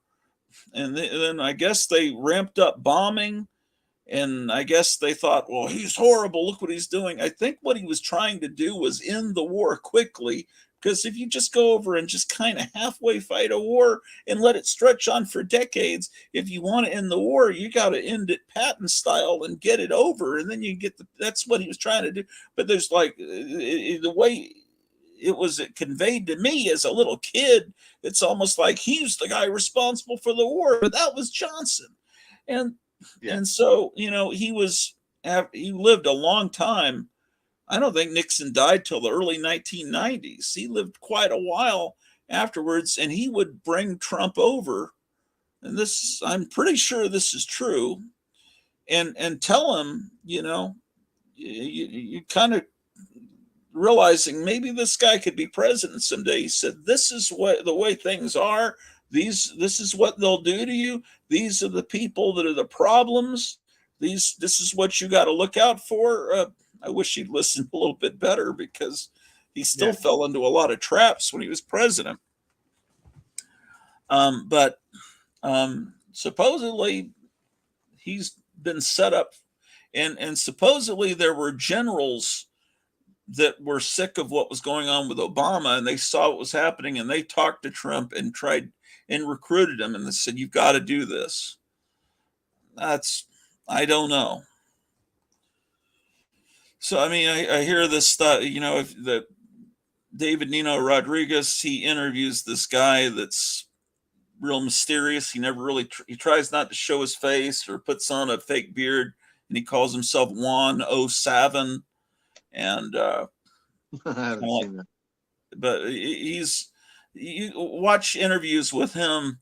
A lot of times he does those interviews not on YouTube, but on his private channel, because there's things, probably all kinds of stuff I'm saying right now that YouTube doesn't like. But anyway, this guy seems to have a lot of information about what's really going on, but no one really knows why he has this information. But somehow he's some kind of insider that's like a multi-millionaire insider that knows about, that's kind of can give you. And he said that America is going to have to go through a near-death experience worse than the Cuban Missile Crisis, and then we're going to come through it. But apparently everything's coming to a head now over the next few months. They say during the fall is when everything's going to go down, which is why I'm trying to tell people, hey, don't be buying a bunch of comics. And then I start getting frustrated just like looking at comics, because it's like, I just feel like that's so ridiculous when we should be like, hey, look at the water bottles I've got saved. Here's my food supplies I've saved. Instead of, look, I've got to complete my collection of blah, Right. blah, blah. I just, it's unbelievable. Oh, let's see what my wife knows more than me, because she's able to stay awake and I fall asleep during everything. So she retains more. And I'm trying to get her on either YouTube or Rumble. I think she would blow up and become a huge influencer. I I don't know what she's even talking about here. Wouldn't know at chant. Oh, that's I'm sorry. That's one of the people in the chat she's talking to. Our skinwalkers. I'm sorry, Chant Alex. Um, I just I'm not good at this, like graphic man or Rod, who reads it all on Saturday morning and he's so jovial. It's like, wouldn't know Channel X. No, he's friends with Tesla. That's right. He just laughs. He's like Santa Claus. He's so happy. He's like, that's so great. And then he spends, I can't, I'm just not a happy person. He's an agent. She deleted her comment. Who's she? Oh, okay. Someone's deleting comments. I don't. Oh, well, it's still here on my screen, but she must have deleted the Skinwalker. Okay, whatever. I don't know. Isn't that George Lucas's ranch? Isn't that Skinwalker Ranch? The one where Steven Spielberg. I think that's Skin. Is that the I same think it's place? Skywalker. No, not Skywalker Ranch. It's something. It Hey, should Siri, be. what is George Lucas's ranch called? That's where they took the girl from Poltergeist, right? To Skinwalker Ranch. No, And then she it's getting Skywalker Ranch. No, Skinwalkers aren't. Isn't that some Native American myth or story? Yeah, it is. Okay. Oh, you know. Oh, you're being funny again, and I'm now just it's flying right over my head. Yeah, I'm just joking about. I'm joking about Spielberg and Lucas, and you know how they might be, involved. Oh yeah. There's always those rumors. I hope that's not true. Lucas is trying to. Those prequels were terrible, but I think he's seen enough of the rich and the elite that he was trying. The prequels were hard to follow for me. I mean, they weren't. It wasn't like a movie serial, and the acting was so bad. But I think he was trying to really tell us about how great civilizations go down. I think that maybe was a few profound moments when Princess Armadala or whatever says, "So this is how democracies die," with with thunderous applause. That kind of. There seems to be. I think he's trying to let people know, but I didn't want. They should never have gone backwards. They should have gone forward with those characters. But I couldn't get past the Jar Jar Binks. That was so bad. And then he got all the. Every time he opened his mouth, it was a dog whistle to me. All I saw was a Jamaican stereotype. I really didn't like it. Well, what I think it was, I don't know that he was really trying to be racist with that on purpose, but I don't think he was either. But it looks pretty racist, dude. Yeah, I know. I think the problem with these directors like Lucas and Spielberg is they turn out great stuff when they're young, and then they get married and they have kids, and then they see it's like, oh, let's see. And then they see Jaws, and then he sees that it terrifies his kids, and he goes, oh shoot, I'm making stuff that terrifies little kids. I'd better make wholesome stuff that my kids can watch. Right. And then all of a sudden their fangs get pulled and they're neutered, and they never make anything that vicious again, like Jaws or Raiders of the Lost Ark, where people are getting ground up in in airplane blades. And I'm sure nothing that horrific happens in these later Indiana Jones movies, that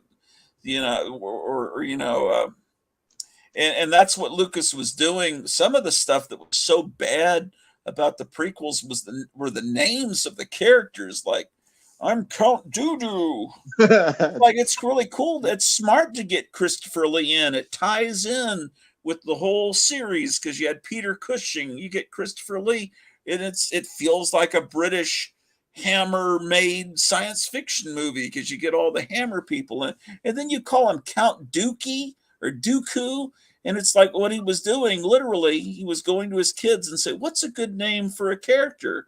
Because I've already used all the ones from the Edgar Rice Burroughs books. He didn't say that part, but his kids were coming up with the names: Jar Jar, Dooku, and all these stupid names. Not that they were that intelligent in the original 3 movies, but they were. It was just so. That's a weird idea. It's a strange choice. But they were coming from little kids, and he wanted to involve his kids in the creation, even though it was his legacy already. Like, they're already living in a giant freaking mansion and a giant ranch. Everything is because of this one movie that he made in 1977. It all came from that, but he still wants to continue to tie their. I mean, I'm trying to noodle it through in my head why you would let your 4-year-old pick the name of to make them part of the creative process, but also probably, yeah. But it just made it dumb. And then, Natalie Portman's a good actress. The other guy was not a good, and the whole thing with the little kid and Natalie Portman, and then in the next movie he's older and they're dating, and it was just like, that was a little creepy. So I remember when I first saw, like, maybe the first teaser that I saw was Obi-Wan Kenobi fighting against those droids that rolled up into balls. Yeah. You know what and I was like, oh my God, this looks amazing. I was like, this looks so good. And then it was pod racing, right? Wasn't it? There ended up being a little kid with the most movie was this little kid. And at first I thought it was going to be the prequel, right? I thought it was going to be the story of Obi-Wan Kenobi, and Ewan McGregor looked good for the part, right? Yeah. But it wasn't that at all. So it was once again, it was like the bait and switch, right? Yeah, the little kid was, all of that, and just that the special effects looked like video game. It looks like I was. There were never any grand moments where it just takes your breath away. It was just, I felt like I'm just watching someone play on a video game system, and it's really pretty good graphics, but I need to see stop motion animation. I need to see a real model of a spaceship actually filmed, and they had stop motion animation, and I love that. In the chess game in the first one, and the Imperial Walkers in the second one. It's just we thought that it was going to last forever, that there's always going to be these movies, there's always going to be these comics or these TV shows that were created by these people that were talented enough to entertain us. But the replacement actually stopped. It's like they were never replaced. Like, Jay Leno was not a good replacement for Johnny Carson, but ever since then it's gotten worse. So then the guy after Jay Leno was even worse. The guy after that was even worse. So that's just the analogy of the whole thing. It's just all gotten worse, and it's just eventually, every once in a while there'll be these flashes of brilliance and stuff like that, but nothing like it used to be. And there's nothing like what you said. There's no John Williams anymore. So there used to be a huge part of a movie was that soundtrack, but that's not a big deal anymore. Yeah, you were saying something like that the other day, I think in the chat of the Saturday show. You were saying there are no replacements for the guys that painted covers, these artists that were so amazing. You know, there's no replacement for Boris Vallejo and Frazetta and Dave Stevens. I mean, you got Alex Ross. Right, but I think he's an anomaly. So because those guys from that generation, when they went to art school, they were being classically taught how to be Right. artists. But now when you go to art school, you're not being taught that way anymore. There's some people that focus on that and become artists in that way. But the broad sense, what they really want you to do is draw Powerpuff Girls, is to draw. Yeah.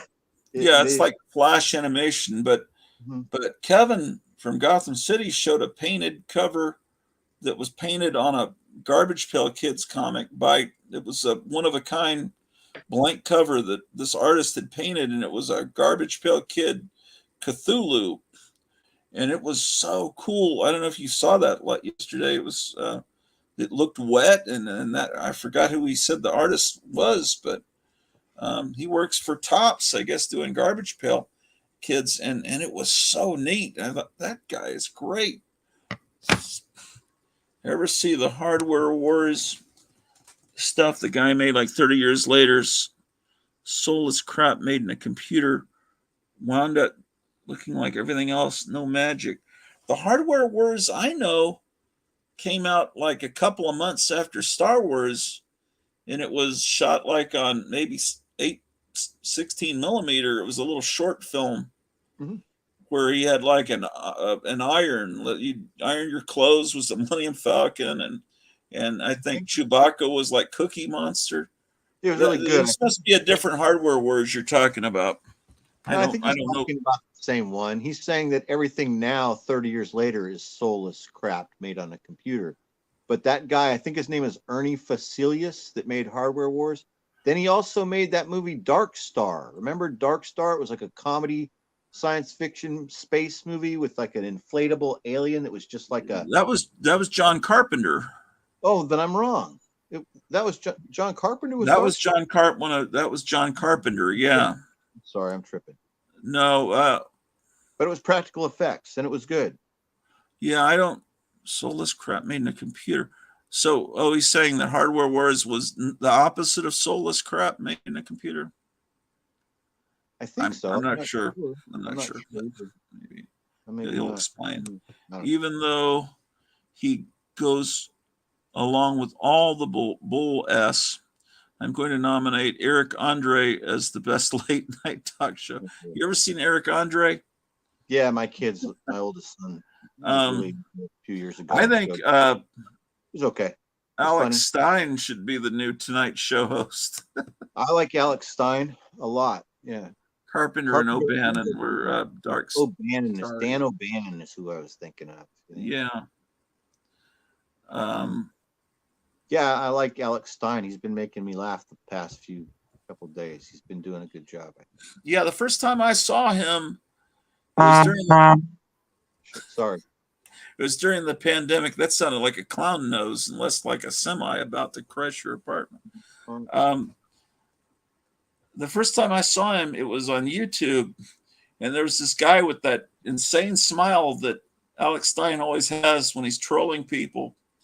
And he was going through a Target, and they were all coming after him. And he says, "I have a mask on. What are you talking?" But it was like a Zorro mask. And he said, "The sign says I have to wear a mask. I've got like Robin, or the Lone Ranger." Let's see what. Basically, Hardware Wars guy followed the lead of Lucas with making everything in software, nothing real, no real models. Oh, was he doing a parody of what Lucas had become? Oh, that must be. Ever see the Hardware stuff? The guy that made like 30 years. Oh, you're saying that he also sold out. Is that what you're saying? That the sequel to Hardware Wars made 30 years after the original Hardware Wars was soulless? Unless he's trying to make fun of how soulless Lucas had become. Oh, my wife says the Garbage Pail Kids painting of Cthulhu. Kevin told us the artist's name was Cebollero, and I followed him on Instagram, and he's really into glam rock. Oh, okay. Boy, she's like Eric Brain. She's like the new professor. She knows everything. Are you getting hungry, Cleo? And maybe you can tell me in the chat. It's a heck of a thing. I'm in the same house with her and I'm communicating through chat. You know what I was thinking of, talking about comics in like the 70s and 80s and compared to now, you know how now we have the ability to order stuff from like mycomicshop.com, or we know that we can get a comic.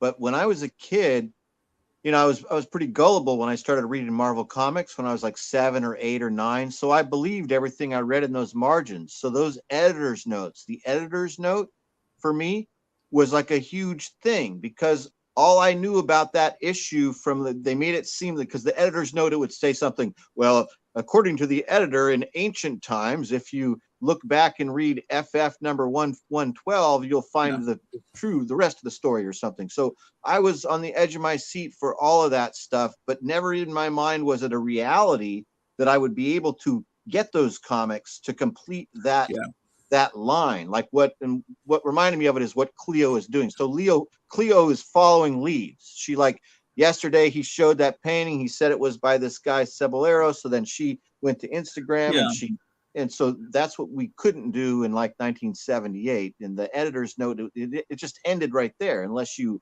were some I always weird. thought those were for the older readers. Like if my older brothers were still reading comics and they had still had all their comics in the 60s, then they could have referred back to those.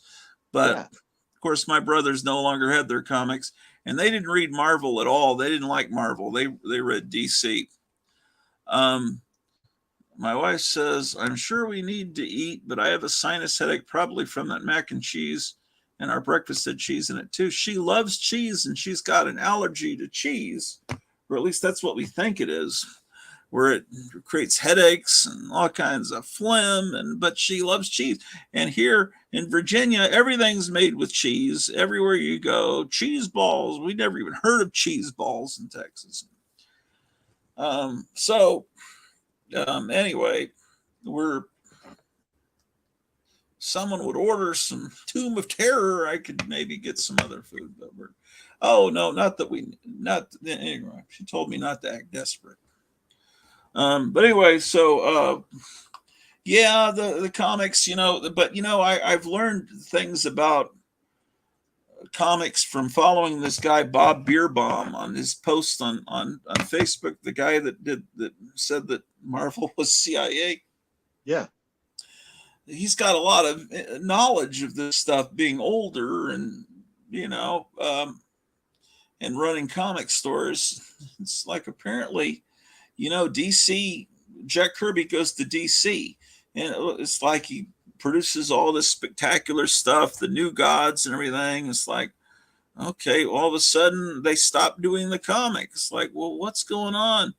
The Demon, Mr. Miracle, those were, it's like, oh, I guess they're not selling very well.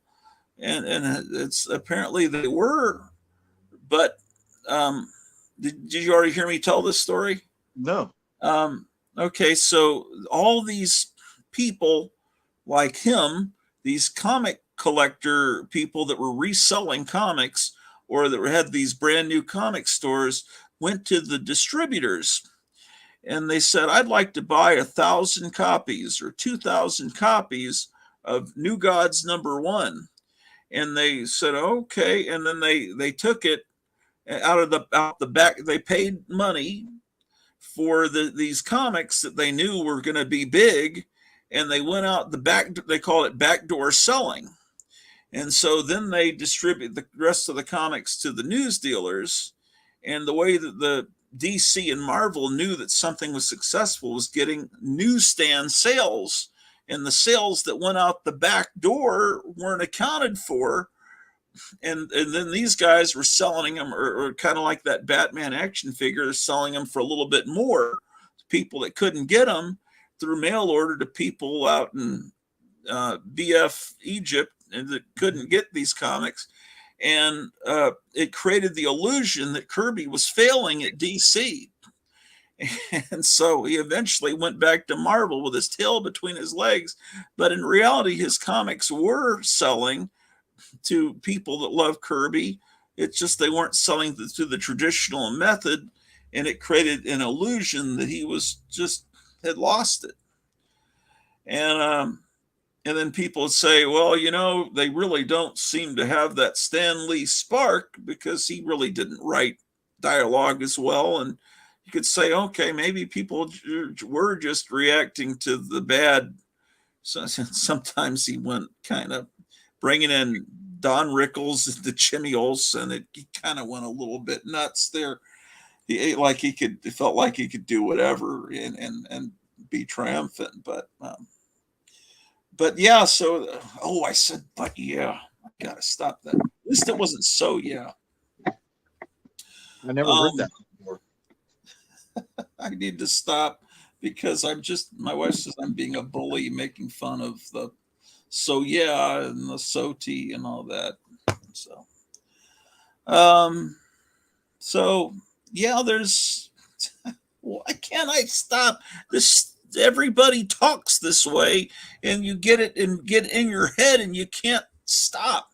It becomes part of the way you think. That's just how, I guess that's how language changes. I guess that's why we don't talk like they did in the Shakespeare days, because language evolves and changes or devolves in that case. Yes.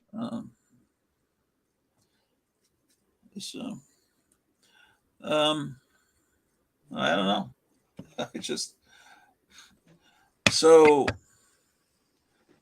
And then that's what happened with Howard the Duck. Number one, remember it was a low distribution. Why was it? It wasn't low distribution. They printed it's just when it says low distribution. Why weren't there many copies there at your newsstand? Because the people that ran these comic book businesses that advertised in the comics that were starting to open, and by 76 there were a lot more comic stores than there were in the early 70s, and they were buying up all the Howard the Ducks. So that's why I only got a Howard the Duck like last year. Number one, I never could find it or could afford it. I have a reprint. Yeah. I don't have they did a reprint? I have like a facsimile. Yeah. I have like facsimile. I didn't know they did a facsimile of that. Yeah. Probably should have gotten that. I got it from what's the guy that auctions comics, the friend of Eric Breen that has the I Love Comics. What's his name? Englantine. I got it from him during an auction. Every time you feel the impulse to say, so yeah, say therefore, or moreover. Moreover, yeah, that would be a good one. Yeah, I think the dog, Drew, are you hungry? I think the dog is hungry. I think I need to feed the dog. And I think we probably need to eat too. And if I use up all my free time, I won't be able to help Micah with the 4-color fossils. So I probably should ring off. And it's really not good form to be doing a live stream while one of your friends is doing a live stream.